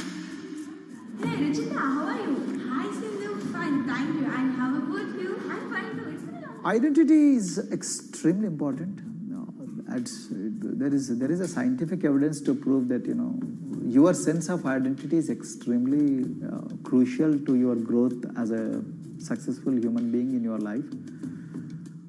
If you accept an identity which is very humiliating, which reminds you of very painful past, I think that identity will not help you to grow. I'm not saying that you should forget your past. I'm not saying that, but that should not be the bubble in which you must live always.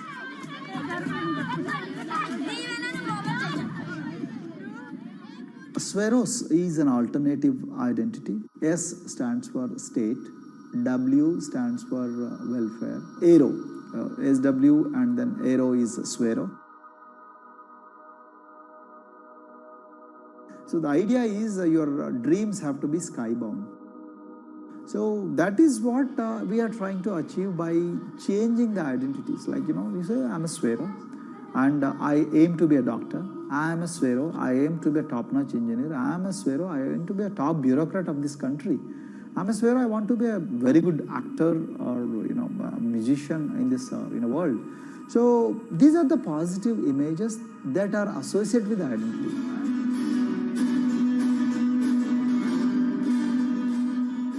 Just to give an example to you, in 2012, in our institution, we used to produce about 6 doctors per year.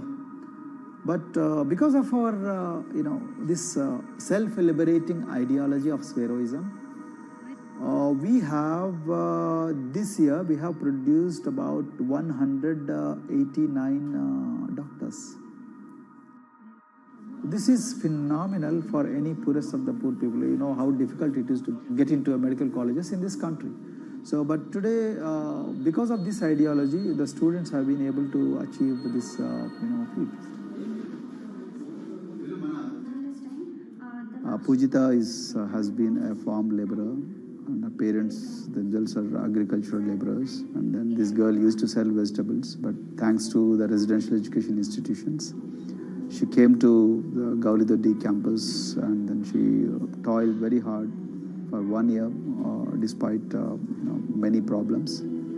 And today, I'm so happy to share with you that she has joined one of the prestigious medical colleges in the state of Telangana, Usmania Medical College, and then in future, she hopes to be a gynecologist. So this is the journey our children are hoping for.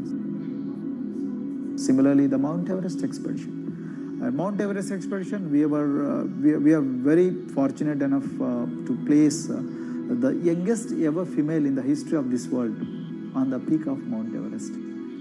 How did this happen? It's all because of an ideology that helps you to liberate yourself.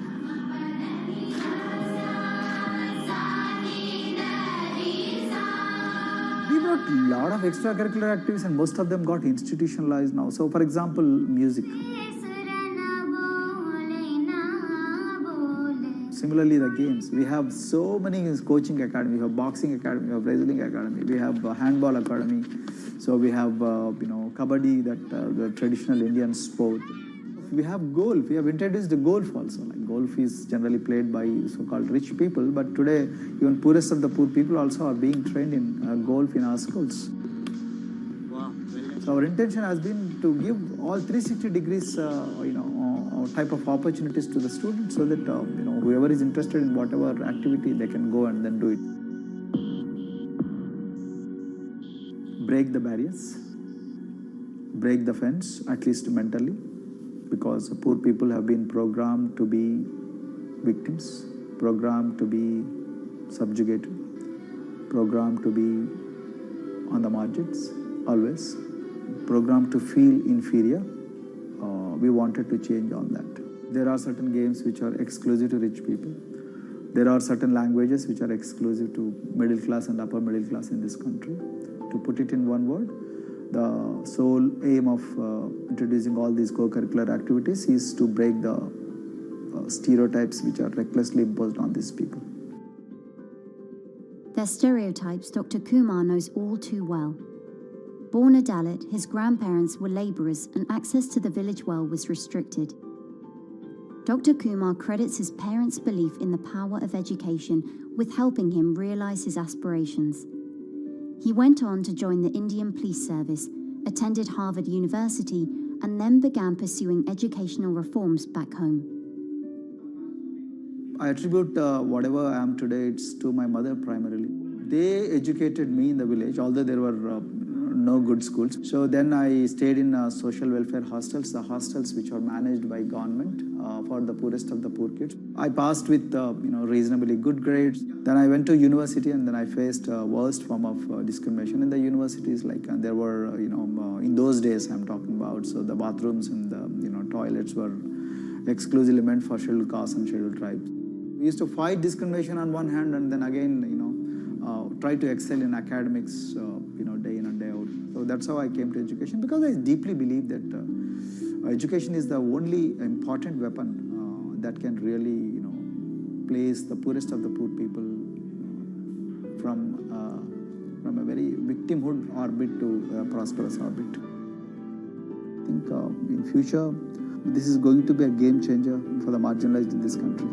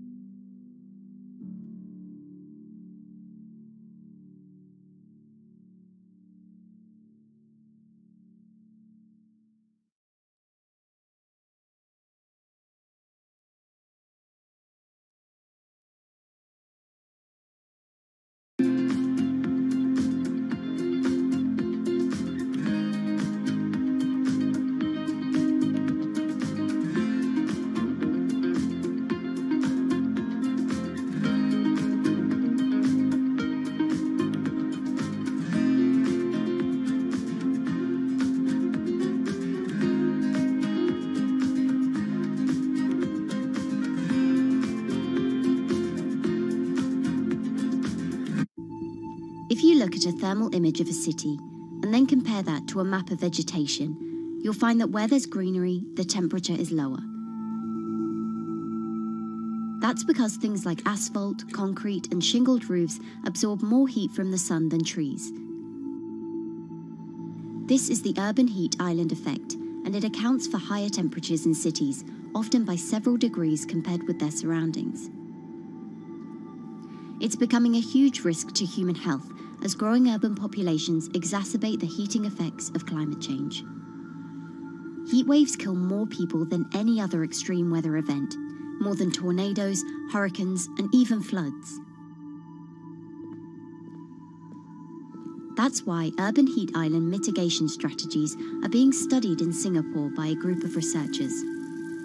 The government-backed project called Cooling Singapore is now in the process of combining everything they've learned to create a digital tool that can help cities all over the world, starting with Singapore.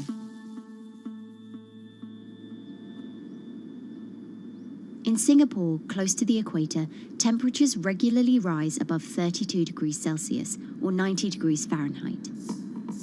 And the city structures only make it worse. And that is also the case for Singapore, which is basically a concrete jungle, more urbanized, more developed city. And even in Singapore, what you have is a situation whereby there's a temperature difference of 7 degrees Celsius between the more urbanized and the more rural areas. The government has taken drastic steps to keep temperatures down. This is Gardens by the Bay, an award-winning park, and inside this greenhouse is a pleasant 24 degrees. That's because the dome, along with 24 nearby towers full of thousands of people, is chilled by what's probably the world's largest underground district cooling system.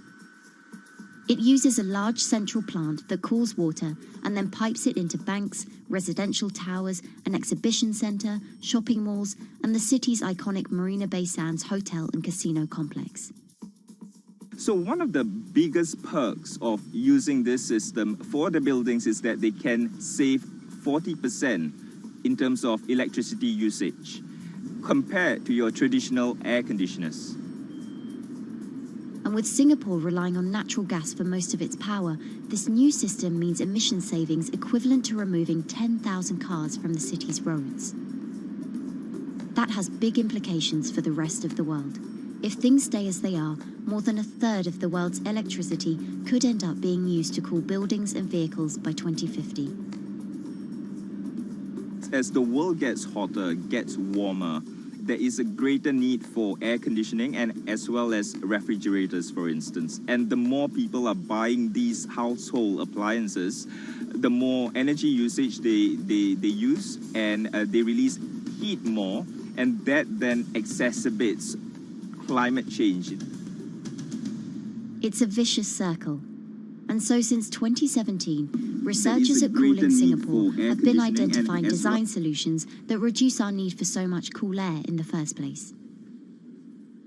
One thing many cities have in common, and that's the importance of vegetation. That's a very important measure to mitigate the urban heat because of the shading effect, of course, and the psychological effects of the vegetation, and also because of the possible evaporative cooling effect of the vegetation. Vegetation can be, of course, on the ground floor in form of trees and shrubs, and you can walk under them. This is the so-called canopy layer that the vegetation forms above us. But vegetation can also go up the facades of buildings, and it can go to the roof of the buildings.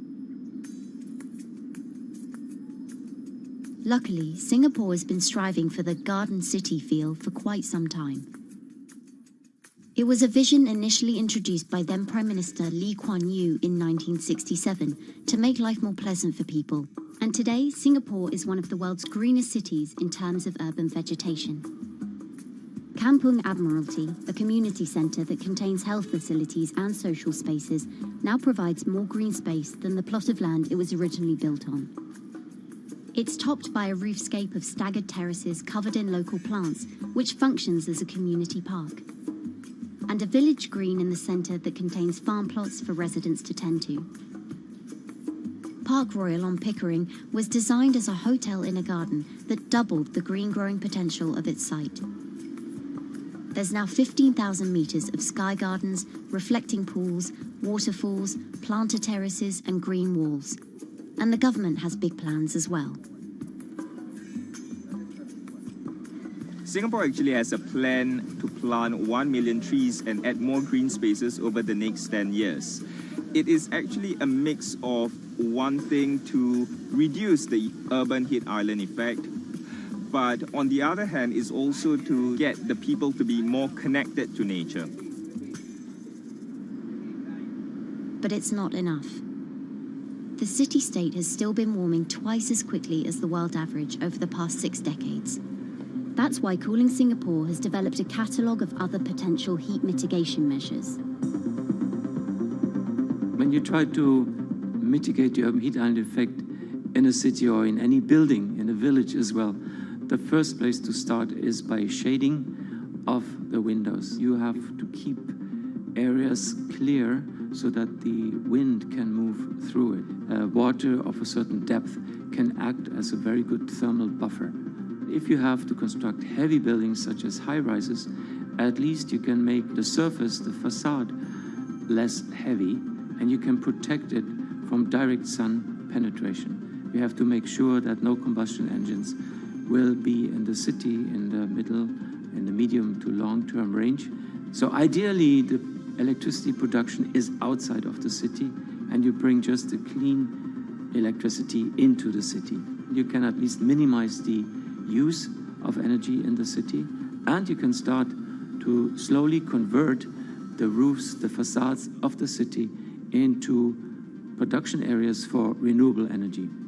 In Singapore, unfortunately, this is a limited option, but in the long run, it could produce up to 20-25% of the energy, of the electricity needed in Singapore if all the roofs and the areas in the buildings, on the facades would be used to do that. With so many different ideas, Cooling Singapore is also designing a virtual model of the city to test them out. It's called a Digital Urban Climate Twin, or DUCT, that will calculate how each element of the city's design will impact the urban heat island effect. That means we model not only the geometry of the buildings digitally, but also we model the transportation, the insulation, the temperature, the radiation coming from the sun, the weather, the local climate, the even very, very microclimate of the city, the water, the movement of people in the city. We can invent scenarios, we can design scenarios, test them before we actually build them, and if they test very well and we are sure that they will function, then we can start to build them and put them into reality.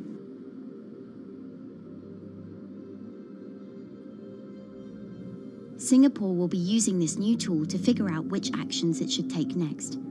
And the model can be applied to any city, whether it needs to keep heat out or keep heat in, which will ultimately save energy, slow climate change, and improve our quality of life. So this is something that Singapore will be able to export, maybe even together with its city development systems that it already has. Singapore is one of the very few cities in the world that really combine this scientific approach with a very well-established urban redesign and urban design approach. Through its agencies and the combination of its agencies, it has achieved a lot in the past. If it keeps following the scientific path and the combination with the other knowledge in the city already, we think that it will be a very comfortable and very livable city in the future, even more than today.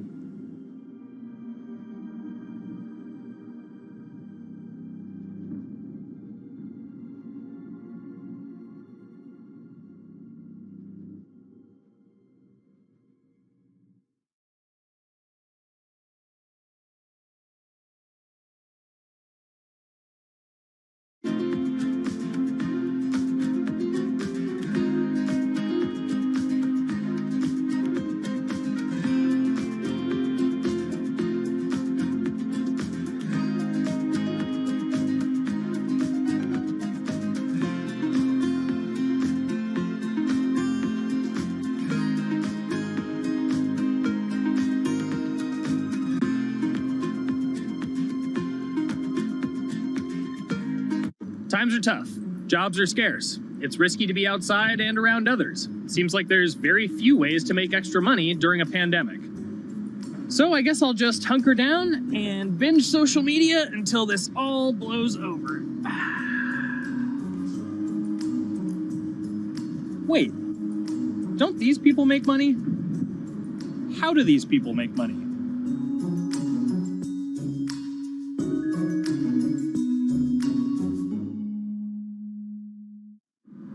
Streamers, YouTubers, Twitch stars. How do they make money? Is it a lot? Is it a lot of work? I know, I gotta ask somebody in the biz, and I got just the guy. Austin John Plays. This is your full-time job now, right? As of November of last year, yes. This was always just kind of like a side thing. Like, any money that I made from doing my videos and whatever else, I never touched that because I didn't really think of that as being like real money. And then it started coming in more and more. And then it was like I hit my first day that I broke $1,000 and I was like, this is actually going to be money. How did the YouTube channel come to be? When the game Pokemon Sun and Moon came out for the 3DS, there was like things that I learned about the game, and then I wanted to just share that information with people. And at the time, I didn't have any way to capture a screen or anything, so I found like generic footage and I kind of put it all together with so much editing. And that video got 6 views. And then 2 days later, I made another one, and that one got 12 views. And then I just started pumping out more and more content, and people were like, this guy knows what he's talking about. It really just started building on top of itself, and then it was like, my channel really focuses on tips and tricks. So I play a straight 18 hours, and I'll finish the game or get to about the 40-hour mark, and then I'll make my first video. While I'm going through, I have a giant notepad and just scribbles everywhere, and I make these notes of like the things that stumped me, so I know the things that may stump other people. What do you need to think about if you're building your YouTube channel? 1, you need to do something that you're passionate about. Not that you like, not that you think you're gonna make money on, something you're passionate about. The other thing is something that other people are passionate about. It holds a special place to them. And third is, it needs to be something that people are gonna seek out information on. In order to enter into the marketplace, you either need to be better than everyone else, you either need to be faster than everyone else, or you need to be more accessible than everyone else. And you can't be more accessible because it's already on the platform. Granted, if you understand how the algorithm works, which is very similar to Google Analytics, then yeah, you can have a little bit of a head start. But if you're not doing it faster, and if you're not doing it better than everyone else, then why should anyone watch your channel? So my income as a YouTuber kind of breaks down to 3 different ways. 1, which is the bulk of it, which is ad revenue. Whenever you go and you watch a video and then there's an ad and then you wait 5 seconds and you hit the bottom right corner and then you go on to the next video, or a non-skippable ad, or the video starts immediately, you get the little banner ad at the bottom, or if you scroll down from the video, the first thing that shows there is an ad. Those are the 4 different types of ads that can appear on every single YouTube video. And all of them pay a certain amount. It varies on lots of things, like the country of the person who posts it, the country of the person who watches it, the time of year, where you are in the quarter, if there's anything going on with a reduction in ad revenue. Like, great example, COVID-19, companies weren't spending as much on advertising. So because of that, CPM went down. CPM stands for click per 1,000. I'm using the Roman numeral for 1,000. And that means that for every 1,000 views, you get a certain amount of money. Now, on low ads, when I first started off, my CPM was 30 cents. So every 1,000 views, I made 30 cents. But then once I signed with an MCN and I started making more quality content and more engaging content, some of my better videos and certain times of the year, I can see CPMs as high as $12 to $14. And there's a big fluctuation between, you know, if I post a video when there's no ads being spent, like January and February, that's the reason a lot of your favorite YouTubers and also TV shows don't post new videos in that time of year because ad rates are down. Why are they going to make content then? Instead, you're recording and you're bulking up for when ad revenue is higher. The second way that a YouTuber makes income is support, crowdfunding, things like that. When I first started off, Patreon was really the only option, but then they started rolling out supporters and members for YouTube channels. So whenever I have a live stream, you can click a button and then you can become a member, and then you get special icons next to your name. I believe they're called badges. Or on any video, you can hit the join button, and that helps support the channel. And then the third aspect of that would be merch.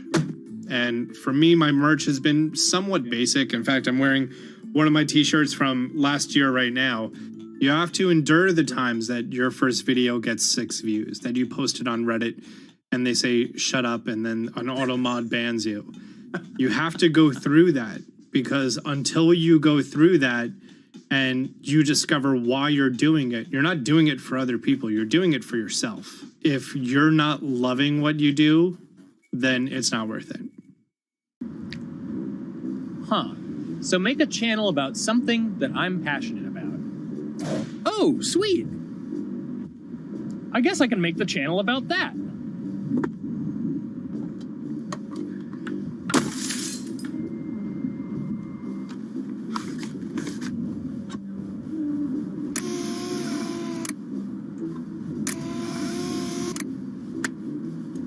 Now, how do I grow an audience? How do I get popular? It's all about diversification, right? You have to have a massive Twitter following. You have to have a massive Instagram following. You have to have a massive YouTube following.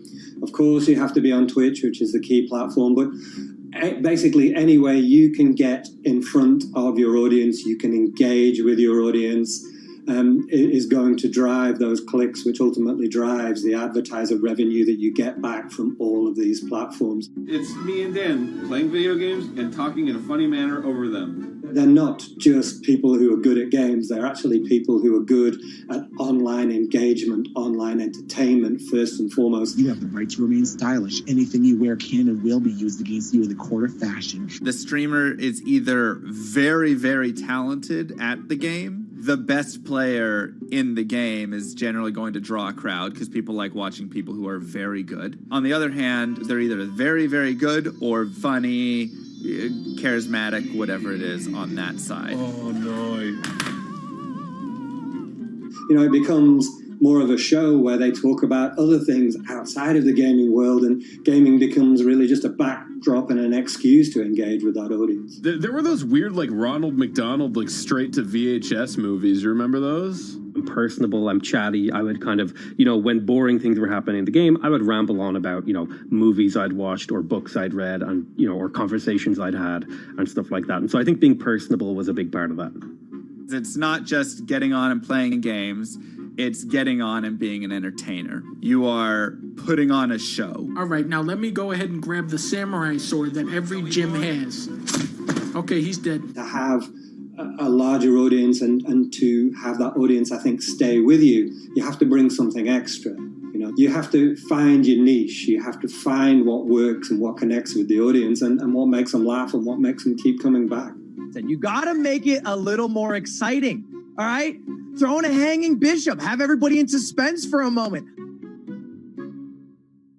I think the real most important thing is to just get used to being on camera. Like in any sort of performance thing, is get used to talking on camera. You know, my first few videos were terrible, but because I sat down and did it for 6 to 8 hours a day, I just got used to talking and I got over that uncomfortable hump. If you go into Twitch purely with the expectation that you're going to make money, make a job out of it, have all this growth, and it's going to be great, you're probably going to burn out prior to getting to that point because there's very little payoff for a long time, right? Like multiple years generally before you really start to see a payoff. And so, you know, those first few times you're streaming, nobody is there. One person shows up every 30 minutes, says hi, maybe, and leaves, right? Like, it's very discouraging, I think, for a lot of people. And so you have to be there just loving it. You have to love talking to yourself when nobody is around. You have to love just the game that you're playing, all of that stuff, because it takes a while. And I think a majority of people burn out prior to getting to the, like, profitable point of it. And there you have it. My very own YouTube, Twitch, Discord, and streaming channels all ready to go live. It's a veritable social media ecosystem just on the verge of thriving. So, don't forget to smash like and subscribe, and visit my Patreon for perks. Also, go to my merch page. And one last thing, stay cool, my friends.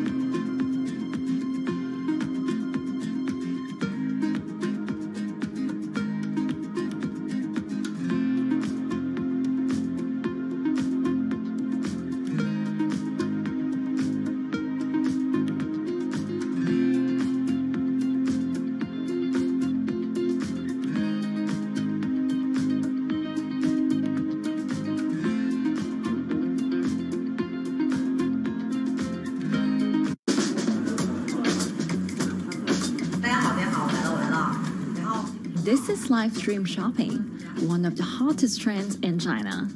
Every night, tens of millions of people watch live shows hosted by influencers like Via and buy the products they recommend. On e-commerce and social apps like Taobao and Douyin, the sister app of TikTok. 我觉得已经改变了大家的购物的方式。其实各种各样的产品，哪怕你不买，你也可以来看。当然，你看了你就有可能会买。It's not about, only shopping. It's about the experience. It's about having fun. You got to see 3D. You got to see in some kind of action. It's almost like a theater act. The internet craze has taken over China. By the end of 2020, the country had almost 400 million live stream shopping users. China's live stream e-commerce market has also grown dramatically, with an estimated value of $161 billion in 2020. It's becoming popular outside China as well. So, is live streaming the future of shopping?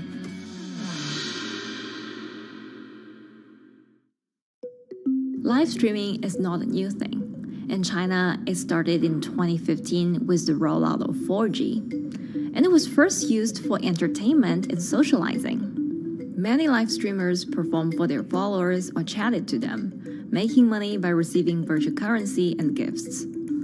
In the West, live streaming is mainly the domain of avid gamers.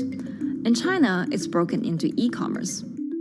China actually has a very big e-commerce empire, so it uses these super apps, what we call that you have payment, you have search of information, you have recommendation system, and you have huge amount of goods available on the platform, and as well as a lot of consumers. So with this advantage, they merge these features of live streaming to make the influencers actually sell goods. Here is a perfect choice: nice neutrals, beautiful print, nothing overwhelming, and the warmth and comfort of flannel. This is item. Traditional TV shopping involves a one-way direction, whereby a host introduces a product, demonstrates certain things, and say, call this number or something. But live stream shopping is live. That in itself is a very, very big difference. It causes different psychology. And live stream shopping is a very entertaining way of actually engaging someone else. When you shop, actually, this live streaming video will continue. It will minimize into a corner, and you can buy the items and pay all on the same app. And after that, the live streaming screen will just enlarge by itself, and the promoter will come back to screen. So it's very convenient. Taobao, one of China's biggest e-commerce platforms owned by tech giant Alibaba, added a live streaming function in early 2016. In the following years, other e-commerce and social platforms like JD and Douyin also integrated this feature. 开头的时候还是有很多的挑战的，对画面的这个流畅，然后是否能够很真实的去还原商品，它其实在这个上面是有很高的这个门槛跟技术的这个卡口在的。不管是我们的这个用户的接受度，还是商家的这个上手的这个难度都很高，但是这几年下来，基本上难点在不断被突破的。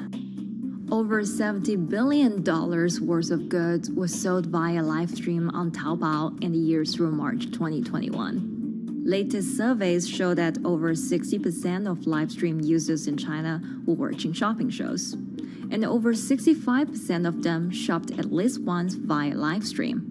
In 2020, live stream shopping got a huge boost during the pandemic, when millions of people were in lockdown and many retailers were pushed online.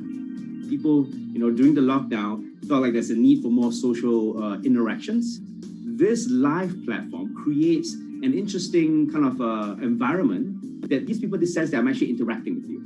And then live stream shopping brings in a lot more variety of things that people could buy and satisfy, the sense of losing control, especially during the pandemic. At the heart of this craze are the top influencers who have tens of millions of followers and sell products worth millions of dollars every night. They often use their star power to get bargains from retailers, which in turn boosts their own sales and influence. So if you think about China's live streaming, you have to know the king and queen of the influencers.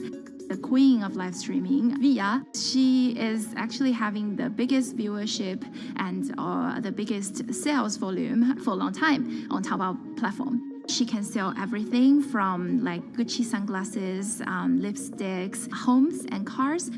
One time she offered her followers to go on a Tesla ride with her, and she even, for once, sold a rocket launch in her live streaming room for 40 million yuan. 接下来我们真的要上火箭。The king will be Li Jiaqi, more widely known as Lipstick's brother. He used to be a cosmetic sales before he turned into live streaming e-commerce. And he knows a lot about the cosmetics. So he's the one that will actually put the lipsticks on himself when he's on the show. Top live streamers like Via and Li Jiaqi have become celebrities in China and can earn millions of dollars a year. Although not everyone can be as popular, mid-ranking live streamers like Tiffany still earn a good income through sales commissions. 如果说单从收入方面来讲的话，那主播的收入是比普通的工作要高很多。但是呢，主播这个工作时刻对身体，包括对精神都有很大的一个考验的。就是每天需要集中精力，然后长达5-6个小时，这种状态是很累的。而且这5-6个小时的话，你是脑子是不停的，然后嘴巴是不停的，然后手也是不停的，眼睛也是不停的。像我们做主播，不是说单一的只做直播一件事情，然后还会有选品的一些工作，然后还会有一些其他的事情排在里面，其实是没有个人生活的。那我觉得增强粉丝影响力的话，不是说某一件事情。可能今天做了什么事情你就增大了影响力，而是每天不断的内容的输出，粉丝不断的可能对你的了解，慢慢的信任你。没有芝麻酱的味道，如果吃不习惯的话就慎买。A lot of successful live streamers are generally very good at communication. They're very good at articulating very simply what a product does, what a product doesn't do. In order for them to sell, they need to be trustworthy and appear trustworthy, and they need to, show in some ways that they're authentic, right? So for Via and Li Jiaqi, they are able to articulate that quite a bit through their body language, through what they say. For example, Li Jiaqi will also sometimes say bad things about certain products because to him there's his honest opinion, and sometimes people want to hear that. And so they seem very credible, they seem very trustworthy, and don't forget, they're also very entertaining and very interesting. If you're familiar with Li Jiaqi, he won a Guinness record for like the most lipstick applications to models in like 30 seconds. So if you're able to create a lot of buzz with interesting things that you do, people who may not want to buy lipsticks will also stream in just to watch what he does. And then from there, you might get hooked. 这就是一般女生出门的时候涂的口红的颜色。Live streamers also use sales techniques such as limited time or supply. This sense of scarcity can often encourage viewers to buy. The platform in itself creates and enhances some of these things because you see it live. Something we call social proof has taken over, meaning that, hey, other people are interested, other people are joining in, other people want the same product. And they add it in the chat and they ask questions and they say, oh, I want this too. What happens then? It makes the whole product even more scarce. But it's not just influencers. Local farmers, luxury brands, even mutual funds have also started their own live stream shows. Working with very top-tier live streamers can be risky. It's not necessary that the benefits will end up with the brand. So we see company executives opening their own shows. And we see like P&G have their own sales room, which runs shows every day as well. We also have like local governors in like small towns to sell their agricultural products. So the live streaming is definitely transformed the way product owners can think about how to reach their consumers. And it enables a lot of players to actually sell. Live stream shopping is going global. Merchants in Southeast Asia have embraced this trend. And in the West, Amazon has upgraded its live streaming function, adding interactive features like chat rooms. Companies, including Google and Facebook, are also developing and investing in technologies to integrate video and e-commerce. 直播电商它其实已经开始成为主流，它未来的发展空间跟潜力都是巨大的。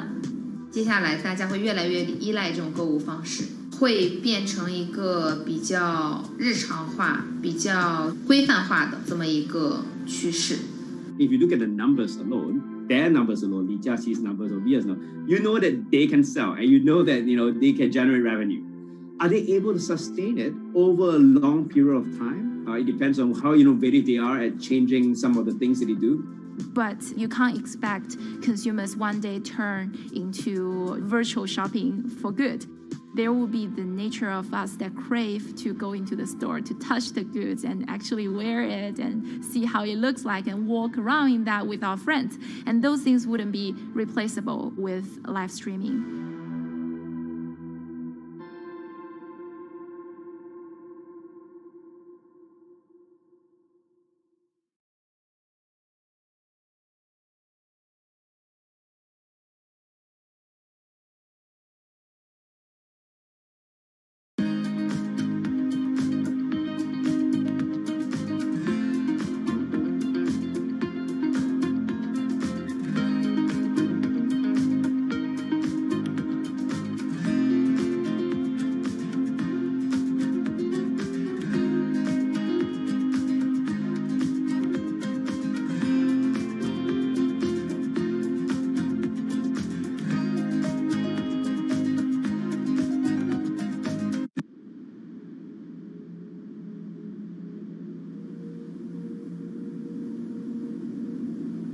You could imagine that the oceans are actually the largest battery.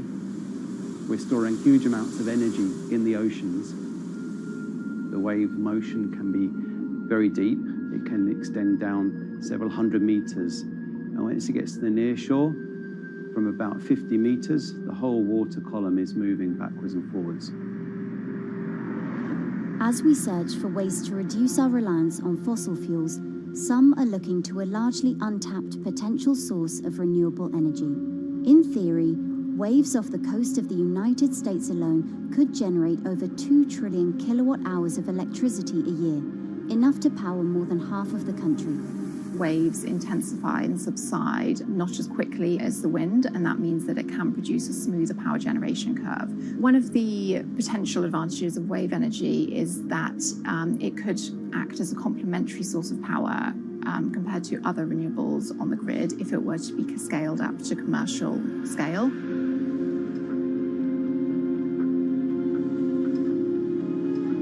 For decades, engineers have been trying to convert wave energy into electricity, but a host of technological and financial challenges have complicated their efforts.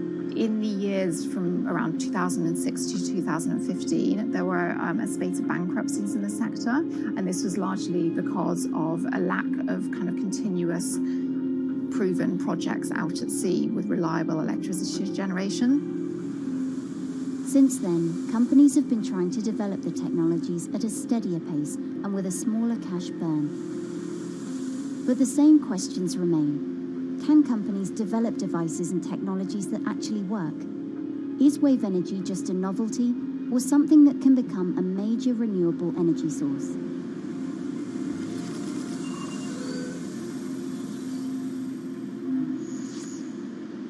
The sea is a very challenging environment within which to operate a power project. So seawater is corrosive and conditions are very rough. So this means that power projects don't have a very long lifetime, and it increases operating and maintenance costs. Partly because of that, many early wave energy projects hit rough waters, such as the Palamas Wave Energy Converter in Portugal and the Isla Limpet project in Scotland. But that hasn't stopped others from trying. Companies are focused on testing projects out at sea, proving their durability, trying to raise capital and bring down cost. The sector hasn't really converged around one single technology design, and companies are kind of undecided about which design works best.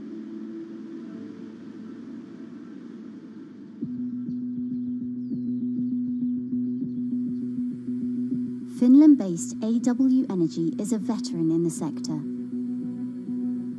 The first proof of concept of the company's device was made in the 90s after diver Rauno Koivusaari observed the strong back-and-forth movement of a hatch cover in a shipwreck in the Baltic Sea.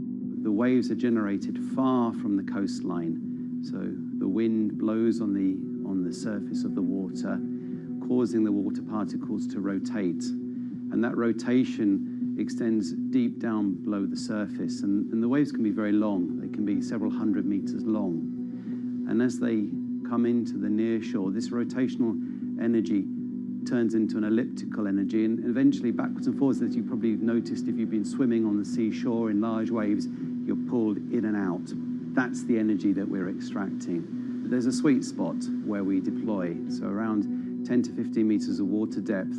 That's where there's still strong wave energy coming in. After years of research, prototyping and testing, the company has deployed Wave Roller, a 350 kilowatt device in the waters of Portugal. Wave Roller has an 18-meter wide and 10-meter high steel panel fixed to the seabed via a floatable foundation. The panel moves back and forth with the waves, capturing the energy. It's submerged in the depth of 15 meters, so it's protected from the extreme waves. We generate electricity by capturing the movement with hydraulic circuitry in a machine room underneath the surface. That hydraulic energy we turn to electricity with hydraulic accumulators and hydraulic motors and also a generator.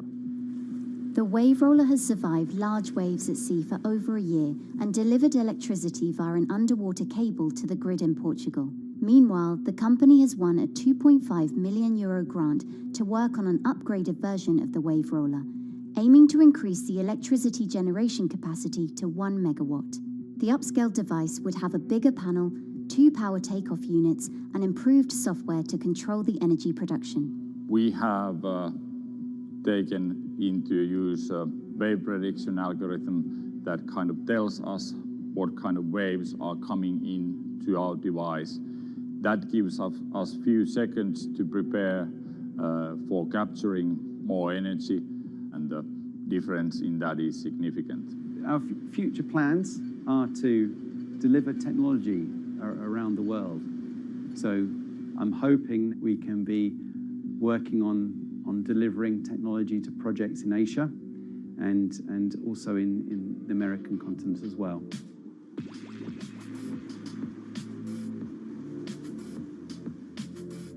Meanwhile, Israeli company Eco Wave Power is taking a different approach to capturing the power of the ocean.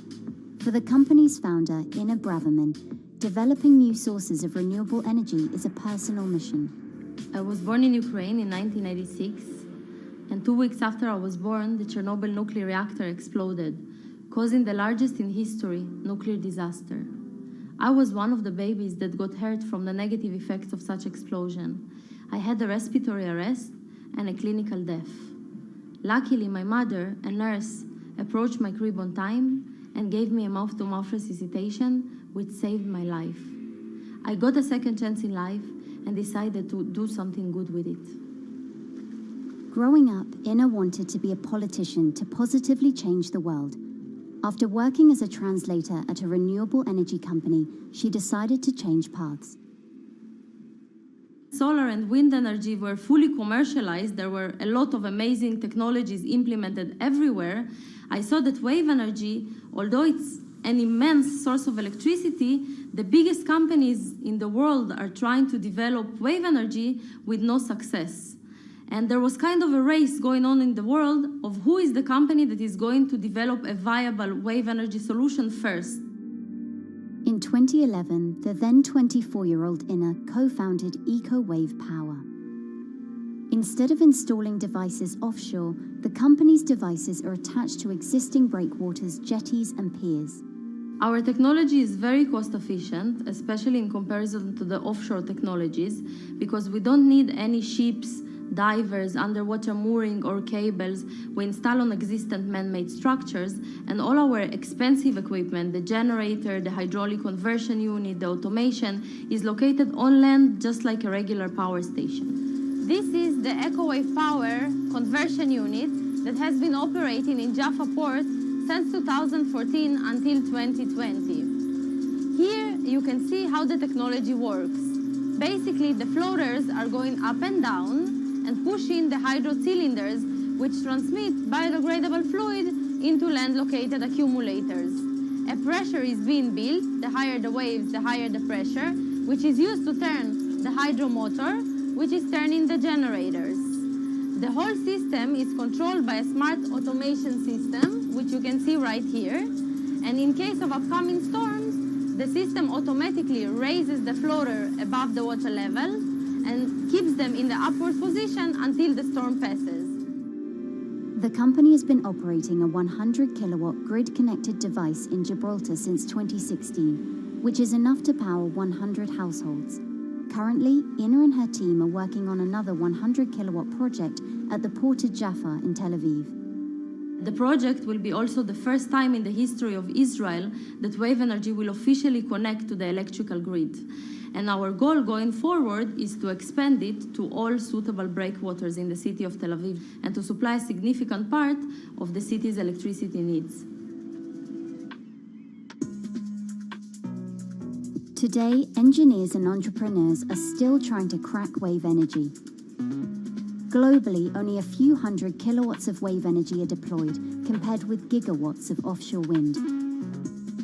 But the field has come a long way in recent years, and with the right engineering solutions, this new power source could eventually become competitive with more mature renewables like solar and wind.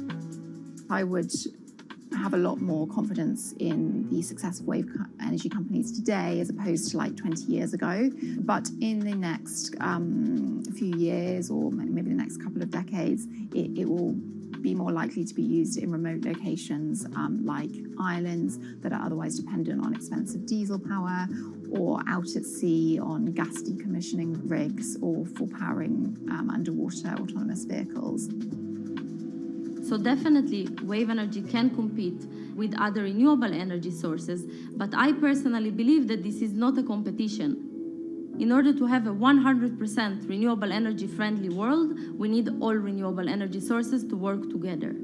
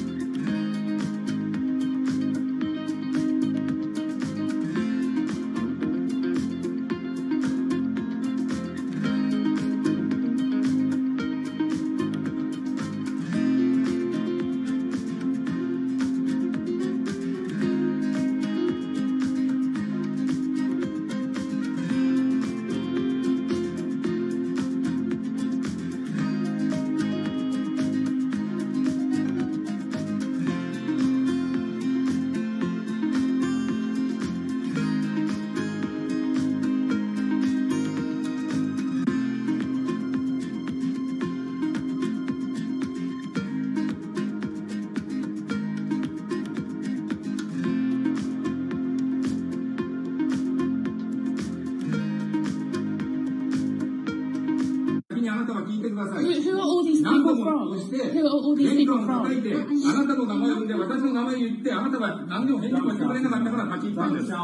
So can you please tell me? You know, I've covered a lot of companies. I've covered a lot of Machiavellian companies where, you know, people play rough. I don't think I've ever seen anything on the scale of Nissan. He's making you, but you're like from this side. I mean, it's corrupt. The system is. One of the most dramatic elements was Ravinder Pasi's home being raided by court officials in Yokohama. You scared my wife. You scared my children. I worked in this for 16 years. So Rav Pasi's journey into the darkest recesses of the Japanese corporate world started when he was the general counsel, the highest corporate lawyer position in the company. In the past few minutes, Nissan has revealed that its chairman has been arrested after allegations of serious misconduct. He was tasked with investigating Carlos Ghosn. And he was told, conduct an internal investigation and get to the heart of the matter. And then along the way, he started to notice serious conflicts of interest.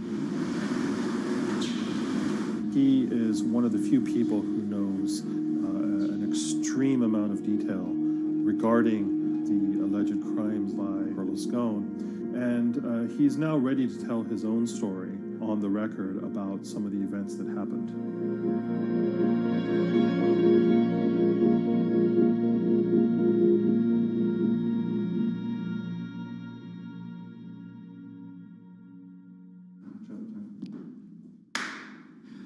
My name is Ravinder Passy. I'm the former Global General Counsel of Nissan Motor Co. Limited. And you could say, yes, I had a front row seat in terms of what was going on.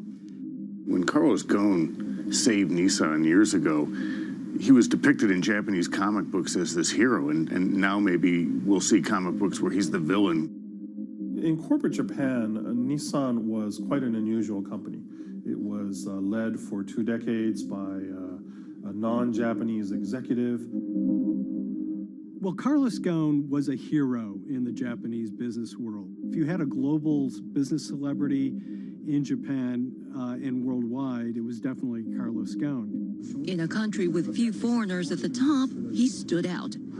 But over the years, he saved Nissan from bankruptcy, allied with Renault and Mitsubishi, and turned the alliance into one of the most competitive in the world. Yet as the years went on, I think his ambitions changed a little bit. He started thinking about legacy plays, and one of them was to really tighten the alliance between Renault and Japan.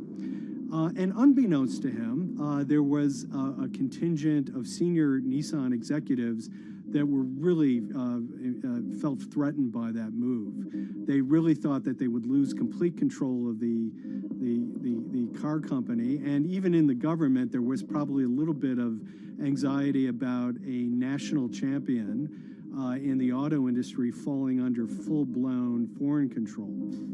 Carlos Ghosn was an auto industry leader, respected by many in Japan. Now he's in jail. The arrest of Carlos Ghosn came completely out of the blue. This was in November of 2018. He was coming to Japan on Nissan's corporate jet for a regular executive meeting, and he was met on the tarmac by Japanese authorities who whisked him away to a jail and charged him with financial misconduct crimes. So what happened was that a power struggle ensued inside the company, and somewhere along the way, it was criminalized.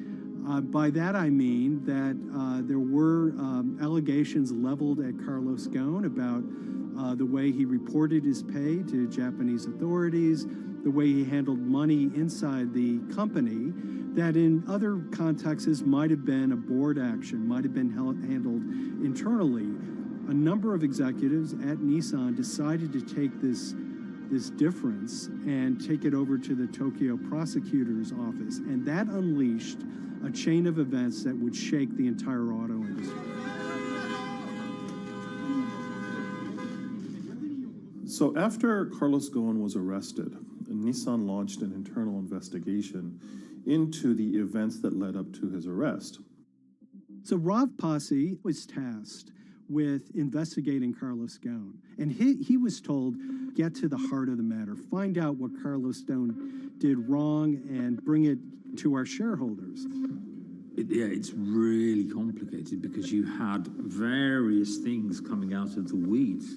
2018, the investigation has started, and we become aware of matters in terms of conflicts, actions by certain individuals that cause some concern because things might not quite be what they seem. So in our story, we really took a close look at Harinada and his role in Carlos Ghosn's downfall. Harinada is one of the most fascinating figures inside Nissan. He's also a lawyer. He's originally Malaysian. Hello, Mr. Hari. And he had a meteoric rise through the company and became very, very close to Carlos Ghosn and other top figures. He had a front row seat at all the major strategic deliberations at the company. And when he discovered that Carlos Ghosn, as his final legacy play, was going to tighten the relationship between Renault and Nissan, he made a decision to go against Carlos Ghosn. And he became one of the key figures that decided that Carlos Ghosn had to go.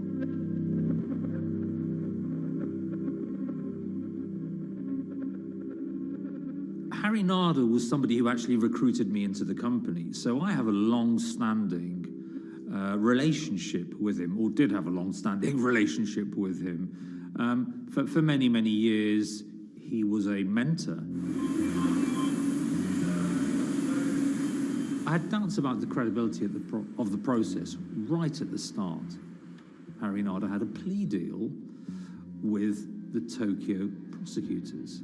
Now, that suggests he was intrinsically involved in some of the wrongdoing, or the allegations of wrongdoing, and it just didn't smell right, just doesn't sit right. So there was a basic conflict of interest. In other words, Harry Narder had to deliver results to Japanese prosecutors to avoid his own criminal liability, and he's accusing and leading the investigation of Carlos Ghosn.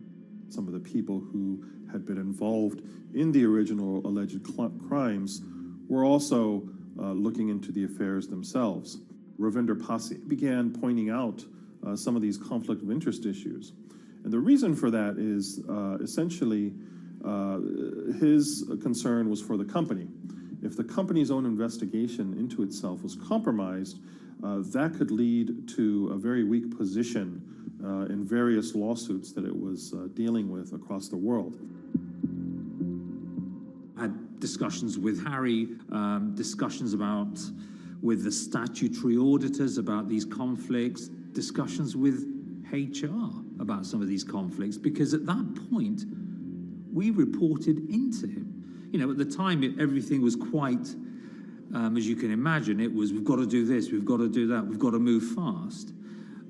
But when you step back and look at some of these things, you just think, my God, what was going on here? Because me, members of my team, were being placed in immediate danger.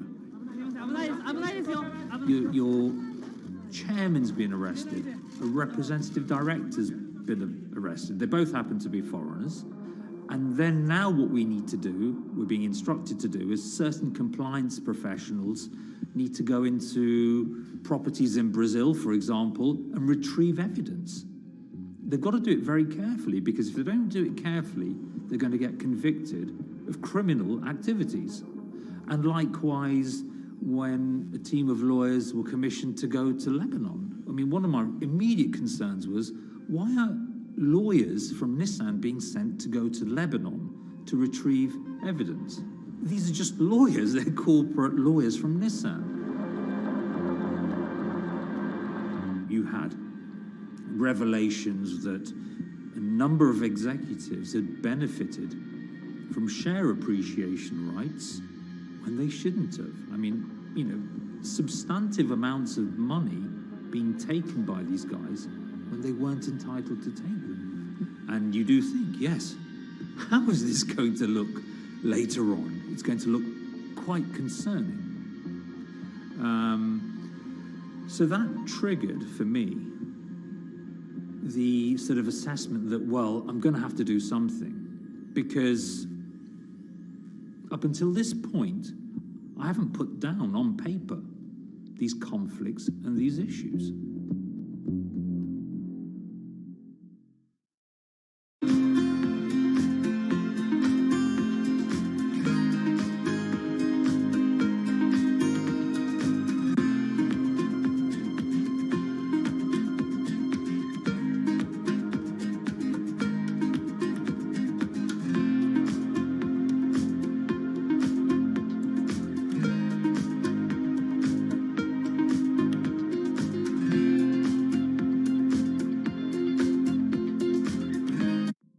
So Rav Pasi makes a fateful move. He writes this letter to the board listing every suspicion he has in great detail, backed up by evidence, backed up by memos, of why this internal investigation had serious problems.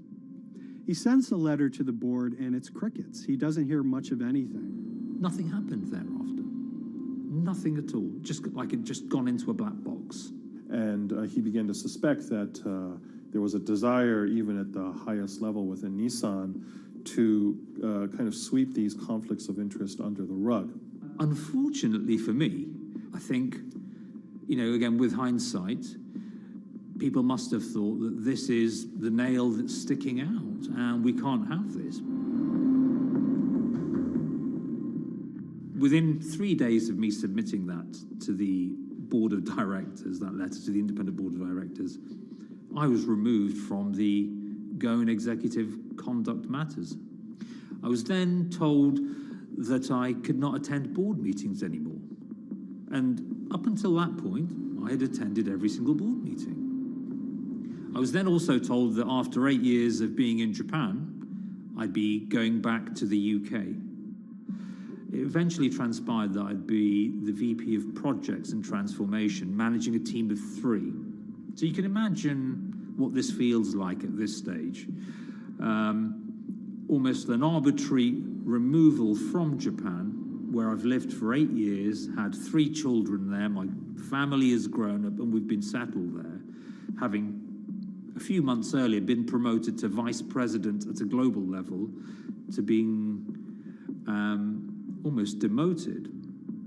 So Pasi was essentially being reassigned to get him as far away from the internal investigation as possible, and also to a certain extent in retaliation to some of the issues that he brought up regarding the internal investigation and Harinada.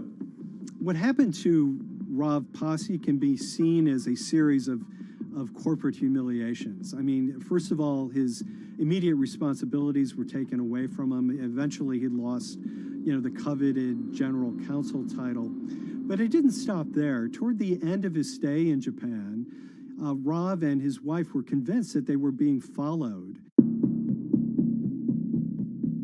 During that period, I'd noticed that whilst driving my car, I'd have other cars following me.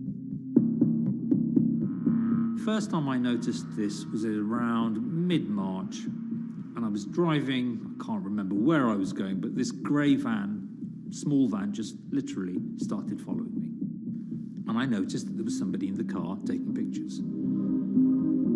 And lo and behold, we were absolutely being followed either by people on foot or other individuals, 2 or 3, normally 2 burly men in a car, different cars at different times, following us around. They were following the family as well. And, given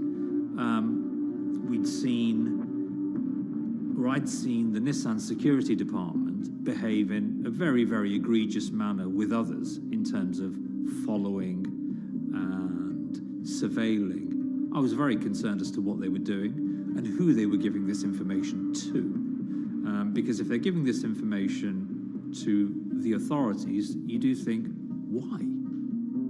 What's going on here? I mean, this is just not normal behavior. And this all culminated in a rather dramatic event in the middle of 2020. Who are you people? Where Nissan had hired a legal team and had obtained an unusual court order from the district court in Yokohama to basically do a search of his home and seizure of his corporate laptop and phone and other documents. If you don't let us in now, we have to break this key. So it's a pretty extreme way to treat someone who had spent 16 years at the company.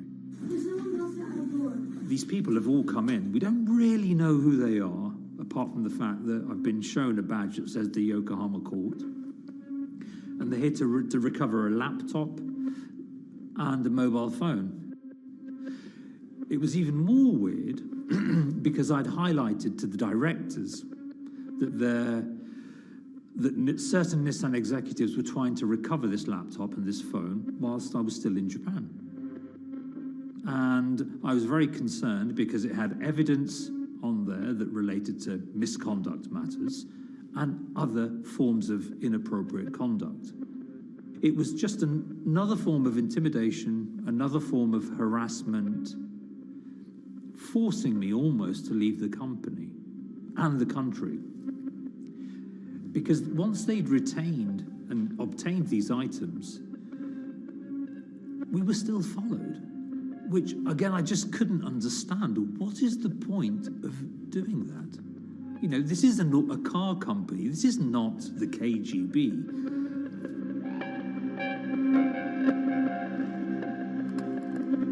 I think it's fair to say that Rav Pasi didn't have full battlefield awareness of all the intrigue going on at Nissan. I mean, Harinata is interesting because he's both charismatic and charming, and one of the most brutal corporate infighters one could ever run across. This is a confidential company email, right? You should not have this.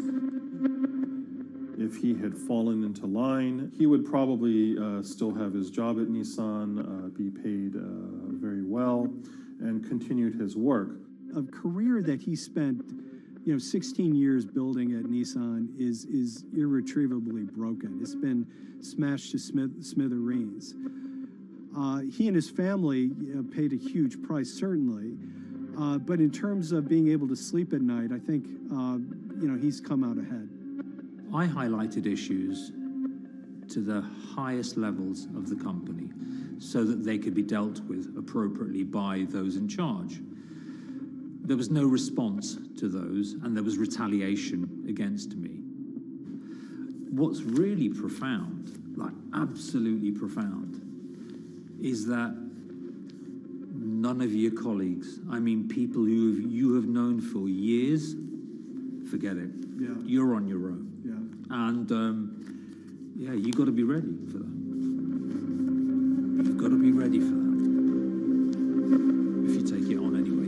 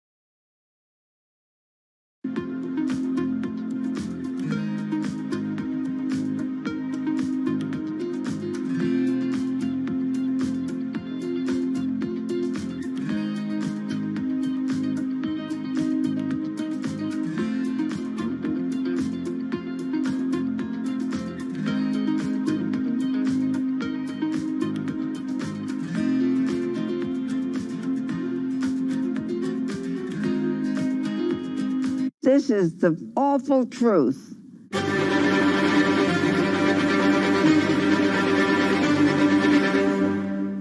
There's always someone in the family that's pushing it.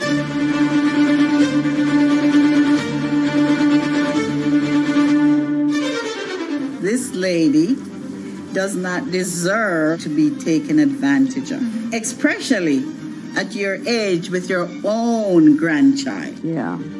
My grandma is having to sue them I'm testifying against them. Nobody's talking. They're one floor below right now. I get afraid to go on the elevator. It's sad that it had to devolve to this.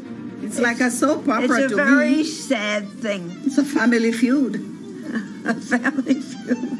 Here's a family that, on paper, you would think has the wealth that so many people seek, yet at the end of the day, it seemed to sort of rip everybody apart.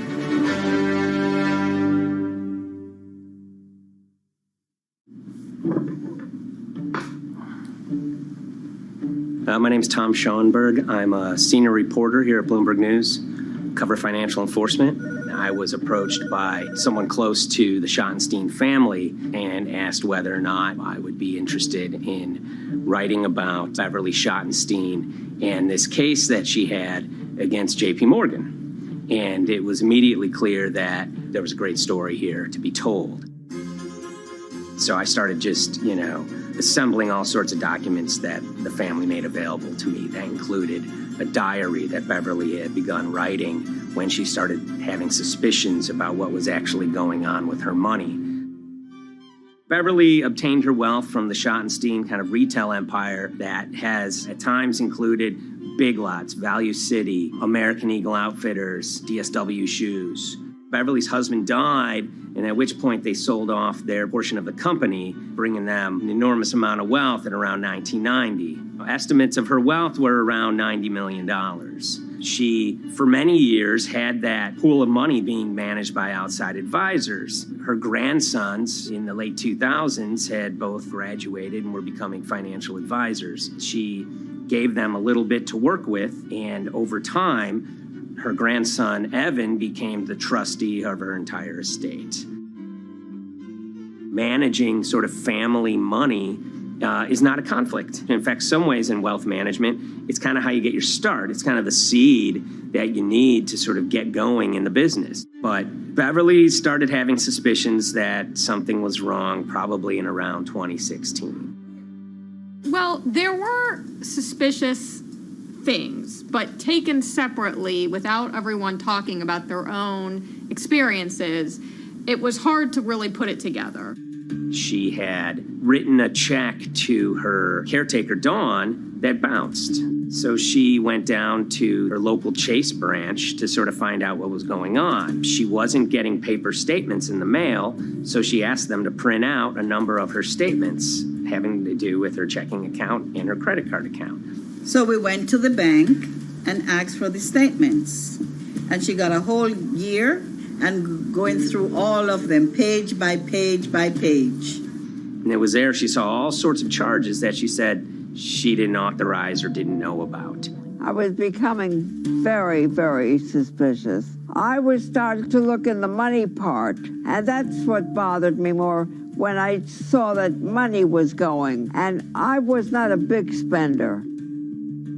Around the same time, Dawn, she starts noticing Beverly's son, who lived in the condominium below her, came up with Evan with a shredder and started grabbing papers in her office area, including some with JP Morgan letterhead, and just started sitting at the kitchen table just shredding documents over and over. Yeah, they came in one morning. They used to do it in the back. Through the back door, and they brought the shredder inside.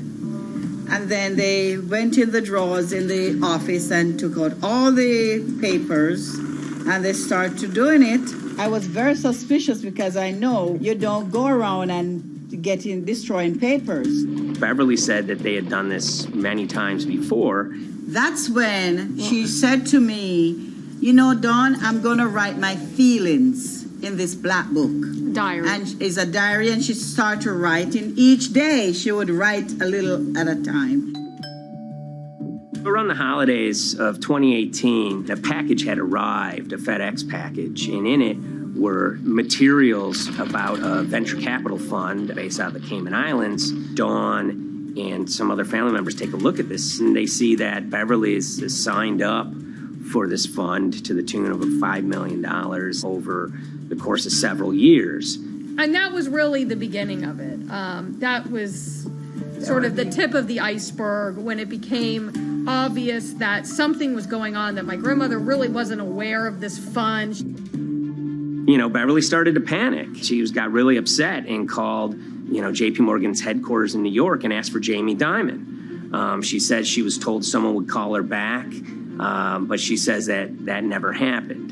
She wrote a letter to Evan and Avi, and in there she laid out a number of things that were concerning her: unauthorized trading, the checking account. She had about $1 million worth of jewelry in a safe deposit box, and that her son Bobby had the key to that box, and that jewelry had gone missing. All this was kind of packaged in this, 5-page handwritten amendment to a will and trust. There's such an evolving narrative about why the jewelry was taken. The only truth we really know is that the jewelry is gone. But why it happened, there have been a lot of different stories. You just don't take your mother's wonderful things and hand it out. And they emailed that note to JP Morgan to seize all activity on her account. And it ended up setting off a firestorm after that. As soon as they got this email that there was a cease and desist and that she wanted to send her money and change brokerage firms, they were actually vacationing one floor below downstairs. They're there right now. The next day, Beverly's in her place. The granddaughter's still in her place visiting. Dawn is there, and up comes Bobby kind of barging through the door. And he's screaming about what was sent to the JP Morgan. They're now investigating now. And he's furious, takes his mother and sort of puts her into a chair, gets pen and paper, and she says physically forced her to write a retraction letter. They were pushing me around. It was a scary time. I was really afraid too. I had to take her to the doctor, and she did an x-ray because she was in so much pain. The locks had to be changed. The phone number had to be changed. I really thought we were going to have to hire guards to be outside just for protection. Oh, it was terrible. Horrible scene. Beverly brought her case before the Financial Industry Regulatory Authorities, usually known as FINRA. It took several months of hearings. She sees all sorts of transactions that's going on, hundreds of them that she claims that she never knew about, never authorized, but yet were logged in JP Morgan's files as having been direct requests from her. That included the sale of a large amount of Apple stock worth several $1 million, as well as all her stock in Big Lots. Over the course of their time with JP Morgan, Evan and Avi were making all sorts of trading on her account that was generating millions of dollars in commissions for themselves and the bank, yet she was not sort of getting any of the type of gains that you would expect sort of an $80 million account in a bullish market to be able to get. They issued a ruling entirely in her favor, finding that her grandsons, as well as JP Morgan, they were liable for violating their fiduciary duty, misrepresenting themselves, and they also found that the bank and her grandson, Evan, were liable for elder abuse. Evan and Avi, they were fired from JP Morgan. They issued an award of about $19 million. I reached out for comment, and JP Morgan emphasized that Evan and Avi were no longer with the firm and that their actions do not represent the sort of values of the bank. I reached out to Evan and Avi, heard back from their lawyer saying that, they disagree with the law and the facts that FINRA kind of used to decide the case against them and are seeing if they can have it withdrawn. Her son, Bobby, wrote her a letter, said his sons weren't criminals, and he also admits to taking her jewelry. And he says he needed it to pay off some bad business debts he had. They never once came up to say, I'm sorry.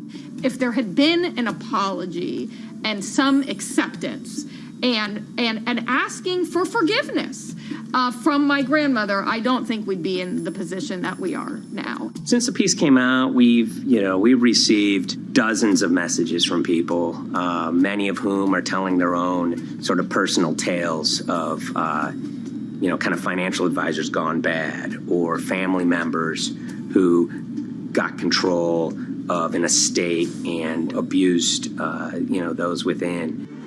Seems that it's really resonated with a lot of people. I keep, hearing a lot of feedback about Beverly and how, a lot of people feel she did the right thing. You're never too old to stand up for yourself and try to right an injustice. She was adamant that she wanted to stand up for herself, but at the end of the day, they did wrong. It's a painful life lesson. You know, Beverly taught them that you don't mess with grandma.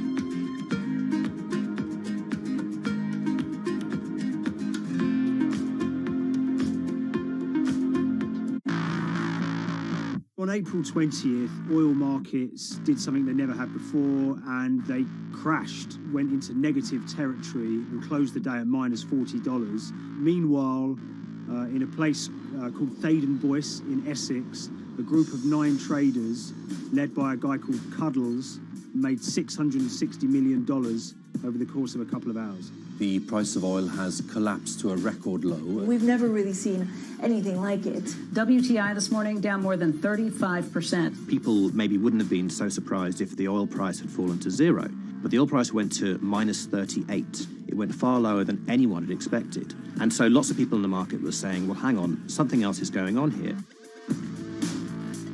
A couple of months later, I started to get wind through a kind of network of sources that a tiny firm in the outskirts of London had made a huge amount of money that day and potentially had some part to play in what happened. The information we got was that 9 traders at Vega Capital London had made in the region of $660 million in one day. As a group, I think they made as much money in one day as Apple makes from its international sales in one day. I mean, it's an insane sum of money. Did they pull off a fantastic trade? Did they predict the way the market was moving and get it absolutely right? Or was there something else going on, and had they actually done something that breached market rules in a bid to sort of push the market? And that investigation is ongoing.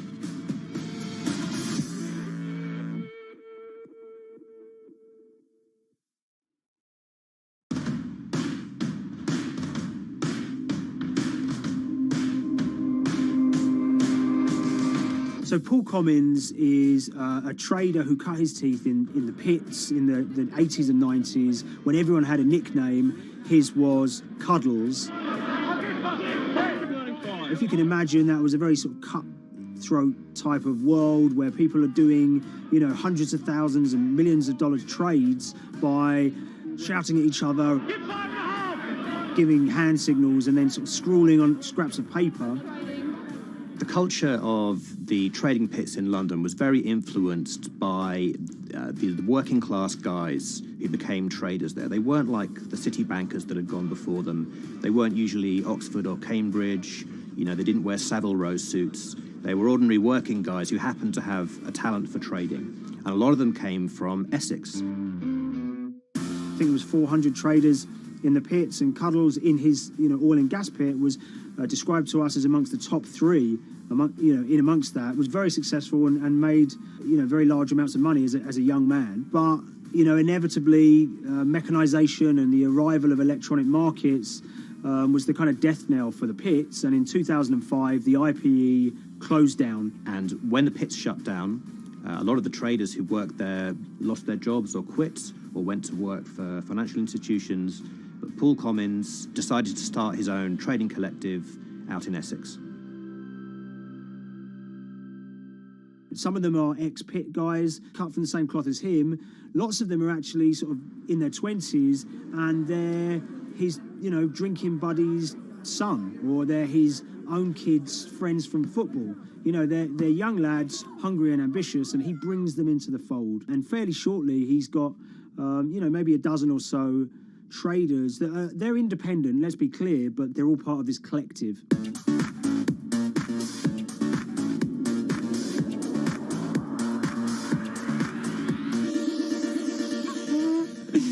Yeah, I'll let Liam deal with Essex. I am from Essex, so I feel like I'm free to, to get into this. Sweet, as they say. If you were to ask someone in Britain how they would imagine a kind of Essex person, they would see someone who's maybe slightly flamboyant, with a sort of Cockney accent, a sort of Guy Ritchie-style accent. Not afraid to splash the cash, but it's probably pretty bright and has done well for themselves. Don't even make sense, does it? But, these guys, they drove around very nice Rolls Royces and Bentleys. They went to places like Marbella on holiday. Faden Boyce is a very wealthy place. You have to have considerable income to be able to afford to live in that village. It's a really nice place to live, and it's 20 minutes tube ride away from the city. Earlier in the summer, we have this lead, which is that there's this tiny firm called Vega Capital London, and they were the biggest winners from the biggest oil crash in history. Anyone that covers markets is going to be surprised about that. You're thinking your BPs of the world or your Glencores, but it's this tiny firm. And one of the big challenges that we had was actually finding out who worked with Vega Capital. It wasn't immediately obvious, and at first we had absolutely no idea. If you go to the Vega Capital website, it says it's under construction. If you do basic online searching, it's very difficult to find anyone who's publicly connected to the company. So inevitably, we're incredibly curious at this point. Like, who the hell are these people? The more reporting we did, the more it became clear that this group were connected socially as well as professionally. They went to weddings together, they played golf together, they would go on holiday together. We found out that a number of them were members of the West Ham Supporters Club in London. A few of them started companies together, so you could see all the connections between them and start to see a distinct group emerging. And it really just was this kind of shock that, this wasn't just like a hedge fund or a firm you'd never heard of. This was actually a group of buddies who all had the same experience on this day and had all made a huge amount of money. So if you're an oil trader, there's a number of different ways you can trade, and probably the most popular is WTI futures contracts. And it's basically a contract that says, I'm going to buy 1,000 barrels of oil from you at this point in the future, or I'm going to sell 1,000 barrels of oil to you at this point in the future. It's actually just a financial contract to gamble on to predict whether oil is going to go up or down. On the 20th of April in Essex, there had been signals for a while that this was going to be an exceptional day in oil markets. And we know that some of them arose early and started their trading in the early hours of the morning while it was still dark outside. Essentially what they were doing is buying contracts that gave them an obligation to buy oil at whatever the price ended up at 2:30 p.m. So they're basically placing a bet that oil was going to fall throughout the day. But they're simultaneously selling lots of oil as well. And whether they make a profit and how much profit they make is the difference between what they buy the oil for and what they sell the oil for. Now, of course, we now know throughout April 20th, the price dropped and dropped. So this is going very well for them. They are committed to selling oil at these prices, and the prices are continuing to fall, which means they're going to be able to offset it and buy oil at cheaper at the end of the day. Now, once it gets to kind of 1:30, 2 p.m., that's when things start to get really interesting. Suddenly there's a kind of influx of buyers and sellers, as desperation increases in the market and trading volumes go up. Now at 2:08 p.m. exactly, something bizarre and unprecedented happened, which is that oil passes into negative territory. And it fell to a record level of minus $38. We've never seen anything like it, period, in terms of the contraction of the global economy. That huge gulf between what they were buying the oil for and what they were selling it for enabled them to make more money than they ever thought possible. So their profit was the difference between minus 37 and all of these positive numbers on every contract they sold. The price of crude briefly hit minus $37 a barrel. For one group of traders operating from a small office, it was a very, very profitable day. It's important to remember this had never happened before in the history of oil trading. No one could have predicted it. I can't think of another example of where you enter a trade and you get paid on both sides. You get paid both to sell and to buy. It's unthinkable. One thing we know about the Cuddles Trading Arcade is that they were very comfortable taking large risks. And, you have to be clear, this was a large risk. Yeah, we spoke to oil traders, both people that know these guys and people that don't, and they all say that this is, incredibly risky. And that's actually what stops a lot of oil traders doing trading like this. They simply aren't willing to stomach the risk. But Cuddles and his friends were. So when the kind of final calculations came down, the group of the 9 most profitable traders made $660 million or thereabouts between them. I mean, if you can imagine, I think 3 or 4 of them made in excess of 100 million each. One of the astonishing things about this trade is that 2 of the individuals who made more than $100 million in a single day were in their 20s. One of them was 22 years old. Only a few years earlier, he'd been posting on his social media about doing teenage stuff with his mates in town and going to see girls and rap music. And here he is a few years later making $100 million in a single day's trading. When me and Liam discovered that, we couldn't believe it. We couldn't believe what we were seeing.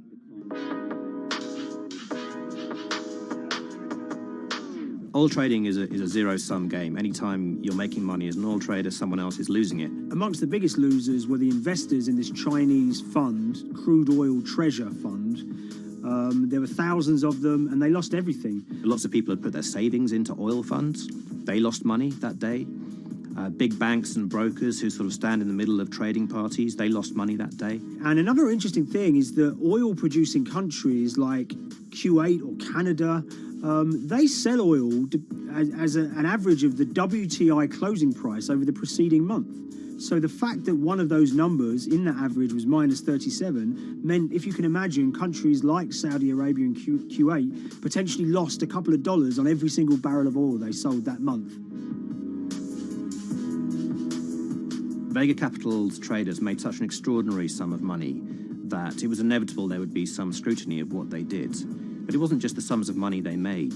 In the vital half an hour before the settlement price was set, they were by far the biggest sellers of oil futures in the market, which is an incredible thing to think about when you consider that the other participants in that oil market are going to be the world's biggest banks, oil majors, BP and Shell. And here you have a group of 9 guys in Essex who are having this significant influence over a global market for oil. I mean, I think you have to assume that if these guys had made $7 million or $10 million, they probably would be celebrating in Essex right now. But the fact that they made closer to 700 million has meant that they are facing understandable scrutiny. We wrote individually to all the Vega traders who did exceptionally well that day, and we got a letter in response from a law firm representing the group.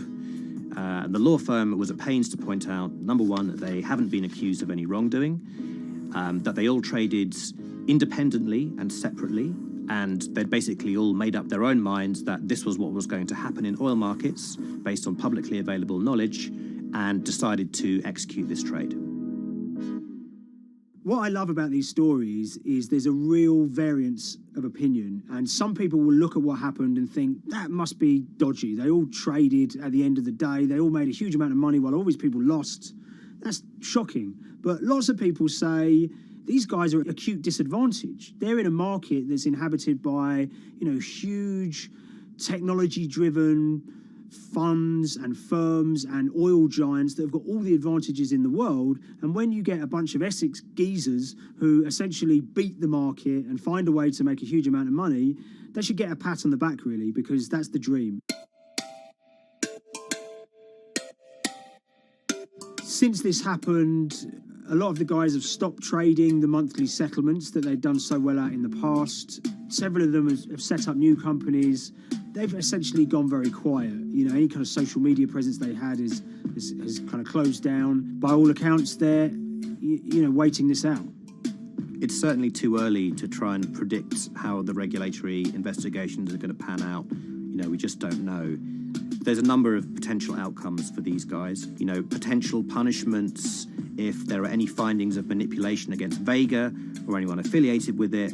Might be you could be fined, you could be banned from trading, and in the most extreme cases there have even been criminal prosecutions in the past of people who have been found to have been manipulating the settlement and misconduct related to trade at settlement. There are other outcomes too.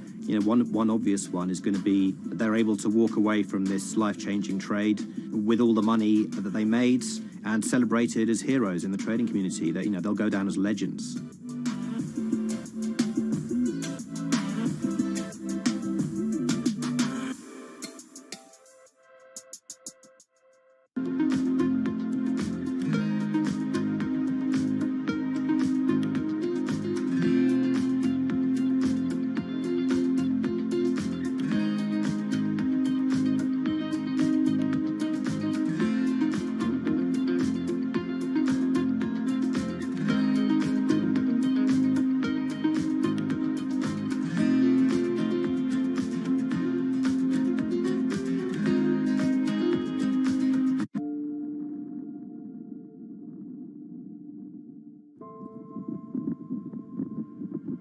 It's very important, given the nature of the climate crisis right now, for the general public to have an understanding of what progress is or is not actually happening. And I think many readers right now, they'll see these hundreds and hundreds of companies making these big, bold climate claims.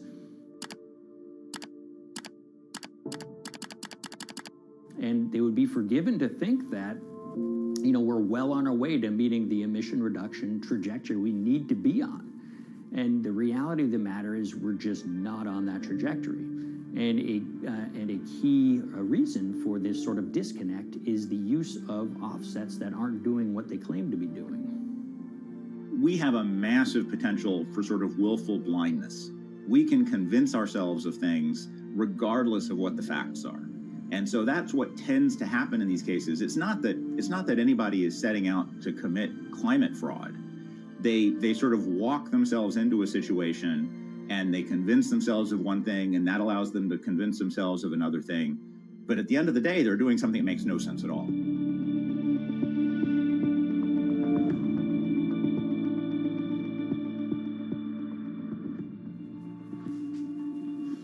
My name is Ben Elgin. I wrote the story about how the billion-dollar market for carbon offsets is setting back the fight against climate change.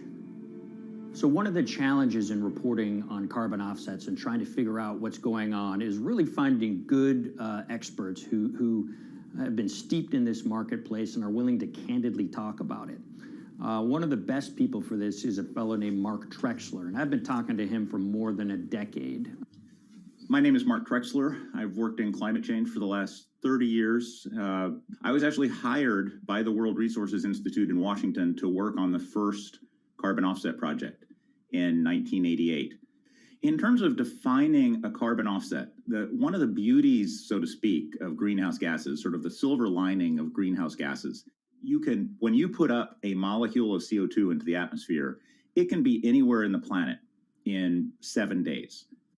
And therefore, you know, if there's an option to reduce emissions on the other side of the planet, and you can do that very cheaply as compared to doing it in your factory, for example, then why not pay that person, that factory on the other side of the planet to reduce their emissions? Then you are, in a sense, offsetting your emissions, and the atmosphere doesn't really see your emissions anymore. So carbon offsets have been around for quite some time, and they were actually key with these international climate agreements, such as the Kyoto Protocol, which mandated the wealthiest countries reduce their greenhouse gas emissions. The treaty was signed on the 11th of December, 1997. Decided.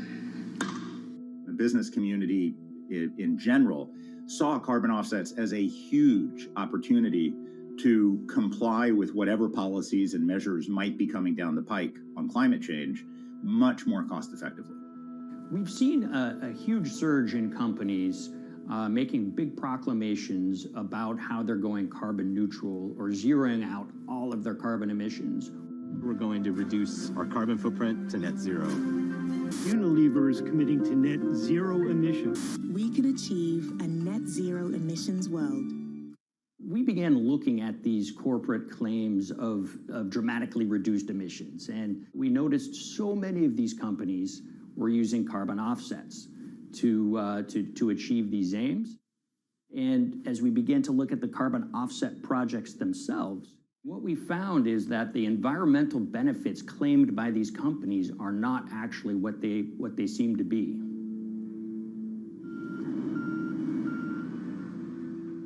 And as we sort of saw and spotted a number of these very aggressive carbon offset projects, which appeared to be generating inflated credits or bogus credits, we saw a number of them were associated with the Nature Conservancy. This surprised us. The Nature Conservancy is the world's biggest environmental group.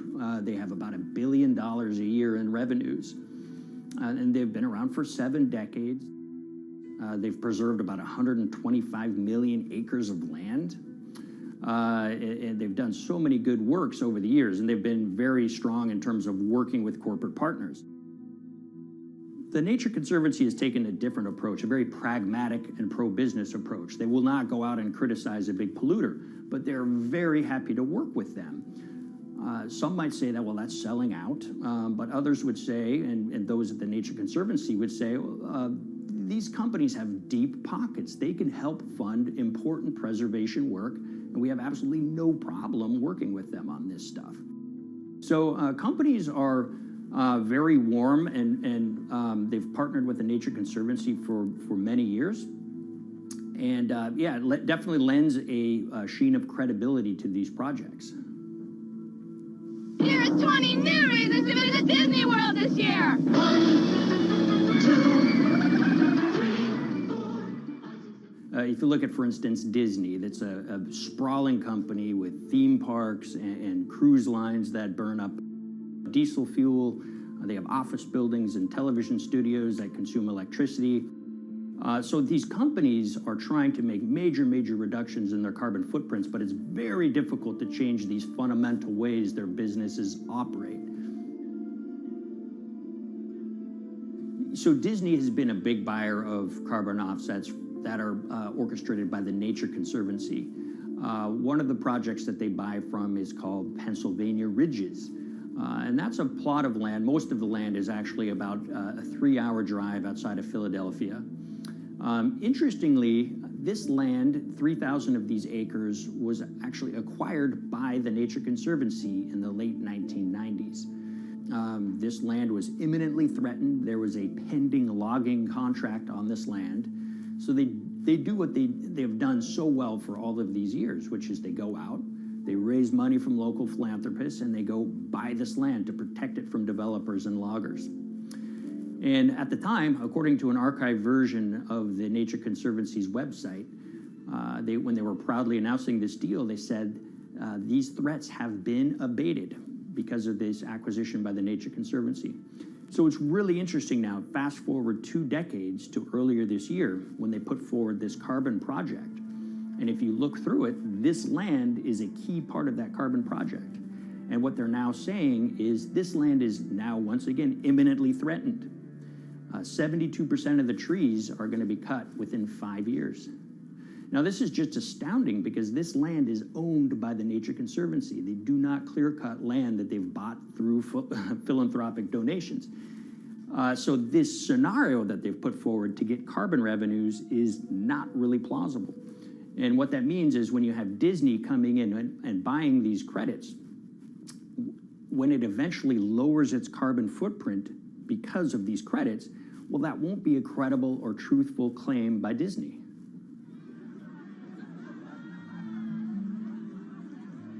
So this is an organization that truly understands the threat of the issue of climate change and is wanting to do its part to address this.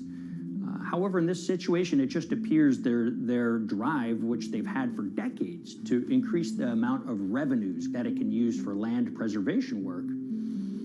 Nature Conservancy and many others see that carbon credits as a pot of money that they can tap into to further their own benevolent aims. But unfortunately, what this has resulted in is claims of climate progress that just aren't really happening. So the Nature Conservancy defends vigorously these deals, and they and others will say, look, our projects are just following the rules that these registries set up. So some would also put some of the blame on the registries themselves because they're setting up the rules which allow these vapid projects to get up and sold. So we've reached out to all of the companies we mentioned in this story, including Disney. They didn't want to be interviewed for this story, but they all told us that, look, we have to rely on the experts out there, and those experts, they say, are these carbon registries that have been set up. Most of these Nature Conservancy deals are set up and sold on this exchange. It's called the American Carbon Registry. Now, it's the oldest of these registries that allow voluntary carbon credits to be sold. They've been around since 1996. What these offset registries do is they set up rules, and any carbon offset project has to follow those rules. But there's this tension that's always there. If the rules are too strict, then it's going to be very hard for carbon offset projects to get up and running. So there's this balance going on where the registries want rules that attract projects, but they don't want it to be so strict where it will disincentivize projects from getting listed. One of the challenges with designing carbon offset systems is that there are normally two people at the table. You have buyers and you have sellers. And to some extent, you have policymakers, but you know, the buyers and the sellers are really the ones with the expertise, with the incentive to really participate hard, make a lot of things happen. And the challenge there is that both of them sort of want the same thing, or they're both happy with the same thing. They're happy with low-cost offsets and a lot of them, because that works for their business model.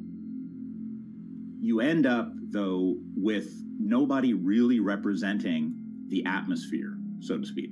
Nobody's really representing the climate in those discussions. And so the policies end up biasing the whole system, and you end up in sort of a race to the bottom, and that's what we've seen happen. You know, when it comes specifically to the topic of carbon offsets, you know, I am a fan of carbon offsets in the sense that they can help mitigate climate change. They absolutely can. But, you know, if we're not going to do it correctly in a way that actually does help mitigate climate change, then it's nothing but a distraction. And, you know, after 30 years, you have to start wondering, is it really just a distraction? And that's really unfortunate, but that's where we are. Ultimately, what needs to happen is systemic change. You know, we're sort of nibbling around the edges with some of these different things. We need to change how we produce energy. We need to change how we transport ourselves. We need to change what and how we eat. You know, we need systemic change associated with transitioning to a low carbon economy. A lot of what we're doing today is not promoting systemic change. It's sort of trying to stick your thumb in the dike to preserve the current system. And at the end of the day, that can't really work.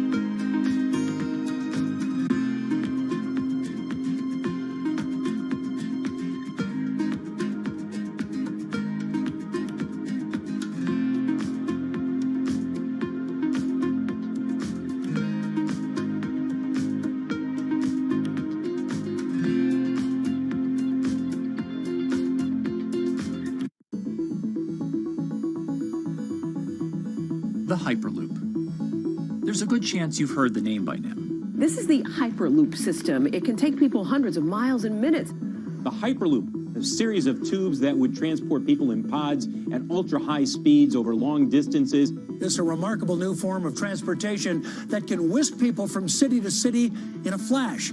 29 minutes from New York to D.C., 30 minutes from L.A. to San Francisco.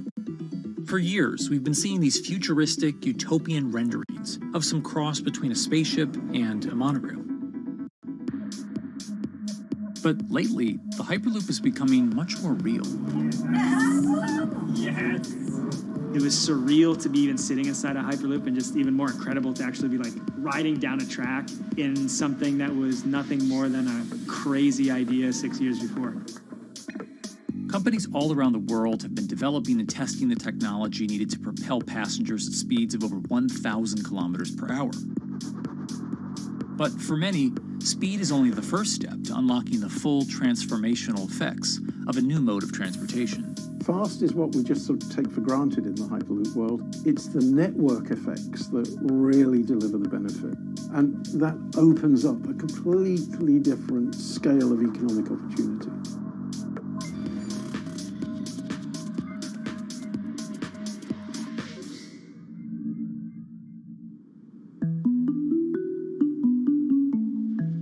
We've got planes, trains, automobiles, and boats for getting around Earth. But what if there was a fifth mode? And I have a name for it, which is called the Hyperloop. The Hyperloop? Hyperloop, yeah. In 2013, while riding high on the growing success of Tesla and SpaceX, entrepreneur Elon Musk released a white paper outlining the basic framework of the technology he called Hyperloop. The basic idea goes a little something like this. A tube reduces the air pressure to a near vacuum-like environment. A Hyperloop pod is then suspended in the tube, usually by magnetic levitation. The whole pod can then be propelled forward. Because there's no traditional friction sources like air resistance or rolling friction that would push back against the pod, the Hyperloop is able to move at incredibly high speeds and do so fairly efficiently. Despite its futuristic name, however, the general concept behind Hyperloop is actually pretty old. In fact, New York City's first attempt at an underground public transit system in the 1870s was based on a similar principle. The pneumatic transit system was short-lived, however, only stretching one block and topping out at a rather leisurely 10 miles per hour. While Elon would make some 21st century improvements to this concept and bestow a very 21st century name, he wouldn't end up pursuing the technology itself, instead electing to focus his efforts on something a little bit deeper, literally digging the requisite tunnels via his boring company. It would take another billionaire industrialist who dabbles in spaceflight. No, wait, not that one. Yeah, that's the one. After Richard Branson would make a large investment in the company Hyperloop One, it would be renamed to Virgin Hyperloop. What we've always been trying to do as a company is show that this technology could work, that it could be made safe, and that ultimately it's something that's happening in the next couple of years, not the next 20 years. Josh Geigel is the co-founder and CEO of Virgin Hyperloop. In a familiar tech startup story, he's seen the project go from a garage to a large-scale testing facility outside of Las Vegas. So we started building the first kind of Hyperloop system in 2016. We've done a lot of work, about 500 tests that we've done on that over the last 5 years. And what we realized that we need to do is take that technology, show that it can be commercial, so drive the cost down, improve the efficiency, improve the performance. But the key thing is actually making it approachable and safe for individuals. In order to do that, Josh, along with Virgin's head of passenger experience, Sarah Lucian, bravely volunteered to take the inaugural ride. What her and I were realizing is we're the first two people sitting in a Hyperloop. The only type of people that have gone through this environment are in spacesuits, and there we are in just normal clothes because of the system, the safety of what we've designed. 3, 2, 1, launch. And then once we started going, you felt a bit of acceleration. We accelerated a little bit harder than we would in commercial, be like a sports car. Yes. We got to about 108 miles an hour on that test. And it's a short run, it's about 500 yards or so, and came to a stop. The test, lasting only about 20 seconds and covering only a quarter of a mile at just over 100 miles per hour, is a long way away from a true functioning Hyperloop. But as for optics, it's a crucial step for the future of funding. The number one question we got from investors or from project proponents or just people in general was is a Hyperloop safe? And what better way to show something is safe than by actually getting people on it. But convincing investors and governments that would likely be fronting some of the construction costs for an unproven technology is no easy task. First and foremost is the question of safety. Most people don't know how an airplane works, but yet they get on an airplane. They get on an airplane because, it's faster than driving, and most importantly, they've probably gotten off of one before, they've seen someone get off of one before. And so what we set out to do was actually show that Hyperloop could be safe with two normal people, not astronauts, not adrenaline junkies or test pilots or anything like that. Two normal people getting on a Hyperloop, and then most importantly, those two people getting off. But beyond safety concerns, constructing Hyperloops will undoubtedly require a significant capital investment to the estimated tune of around $60 million per kilometer of track. So a track from San Francisco to Los Angeles, for example, is likely to come with a price tag over $10 billion. And before large governments are willing to come in and front those costs, investors who are funding Hyperloop development must accept it as a long-term mixture of technology and infrastructure investing. Investors that are used to short returns because you're developing apps or something to that effect, those aren't the investors that really get excited about Hyperloop. What you start to see is the people that are looking at platform technologies, right? So this idea that because the smartphone existed, Uber could exist, right? So who are like the Vanderbilts of this century? And that's the part where you're going to get a lot more no's than yeses. But those people that have the ability, the fortitude to stick it out, to see the game-changing platform here, those are the people that we're looking for. And since we've done that passenger test, there has been a lot of interest that's really, this is a lot sooner than I thought.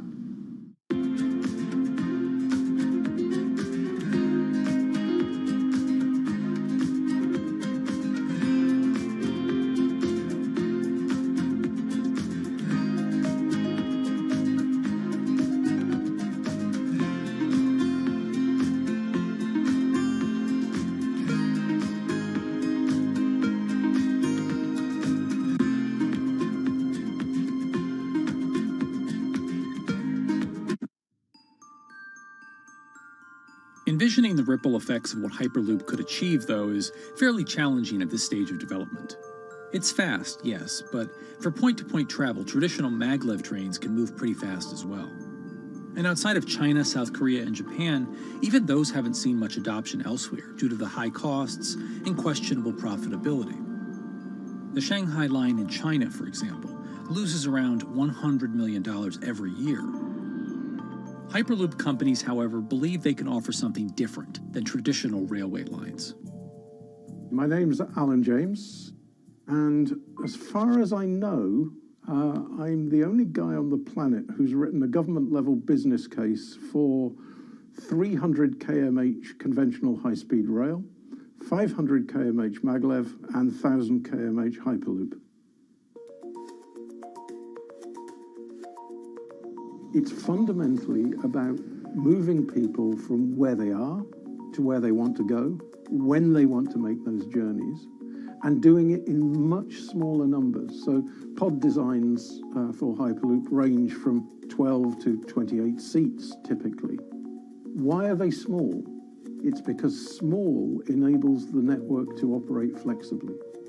And a great example of that is the east-west strategic route across the north of England, from Liverpool to Manchester to Leeds.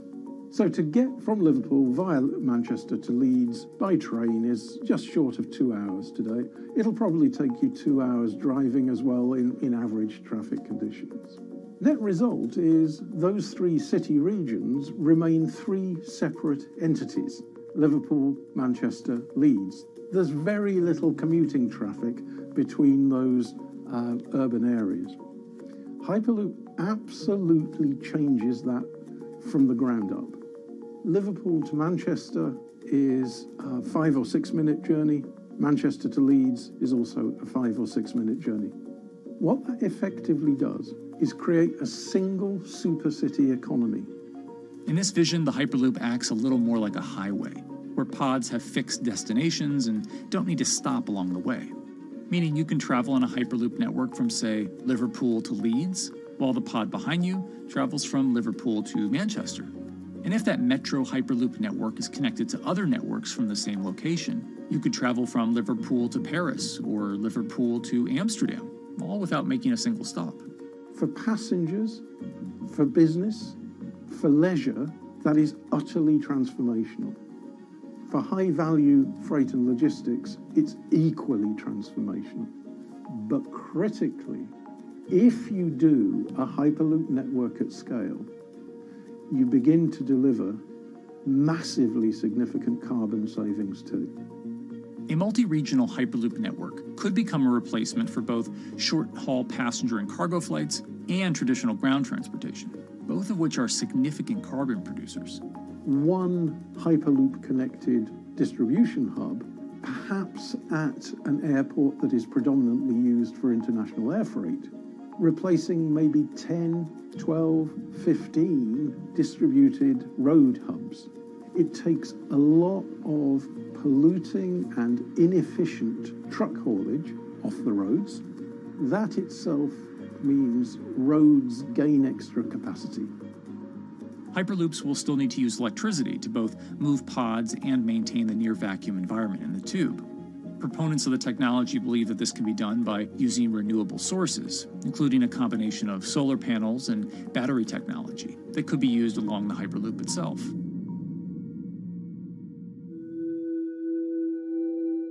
But even with all multipliers of time and carbon emission savings that a Hyperloop network may provide, the investment capital required to actually build such a network becomes even more economically and politically daunting. Committing doesn't mean spending billions on day one. Committing means, how do we phase it?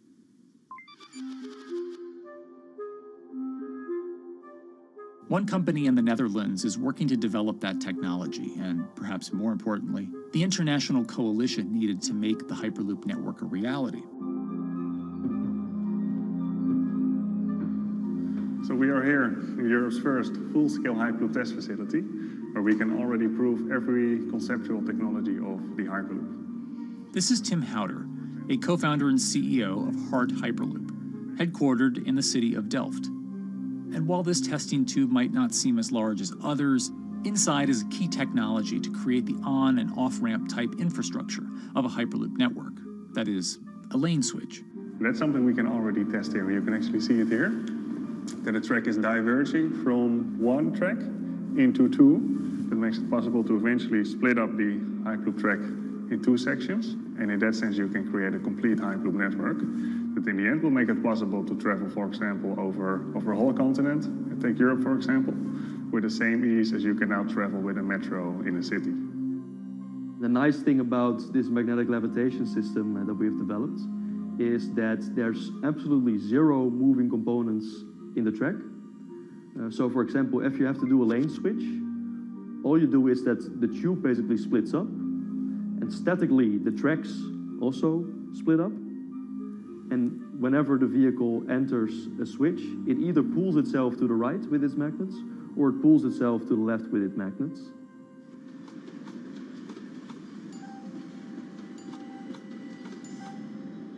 Lane switching on traditional rail requires the physical movement of the rail. Even modern magnetic levitation tracks use lane switching techniques in order to transfer trains from one track to another. And this is a very crucial element, because this is the thing that limits the capacity and, in the end, the usefulness of the rail network. Because the moment that a track is switching, that means that at that moment you are creating an unsafe environment for the trains behind it. So you need a lot of space between trains. But in a Hyperloop, because you have no moving components in the track, all the vehicles can be much closer to each other. You can achieve a very high frequency and basically have your vehicles moving and merging in and out of the network very much like a highway. For now, though, Hart's physical testing has been limited by the size of their tube. Because the test track is only 30 meters long, they haven't tested this lane switch at speeds greater than 20 kilometers per hour. However, the company is working to build a new test site where it plans to increase that testing speed to 300 kilometers per hour. We're now in a phase where we have proven most of the most important technologies in the test facilities that we already have.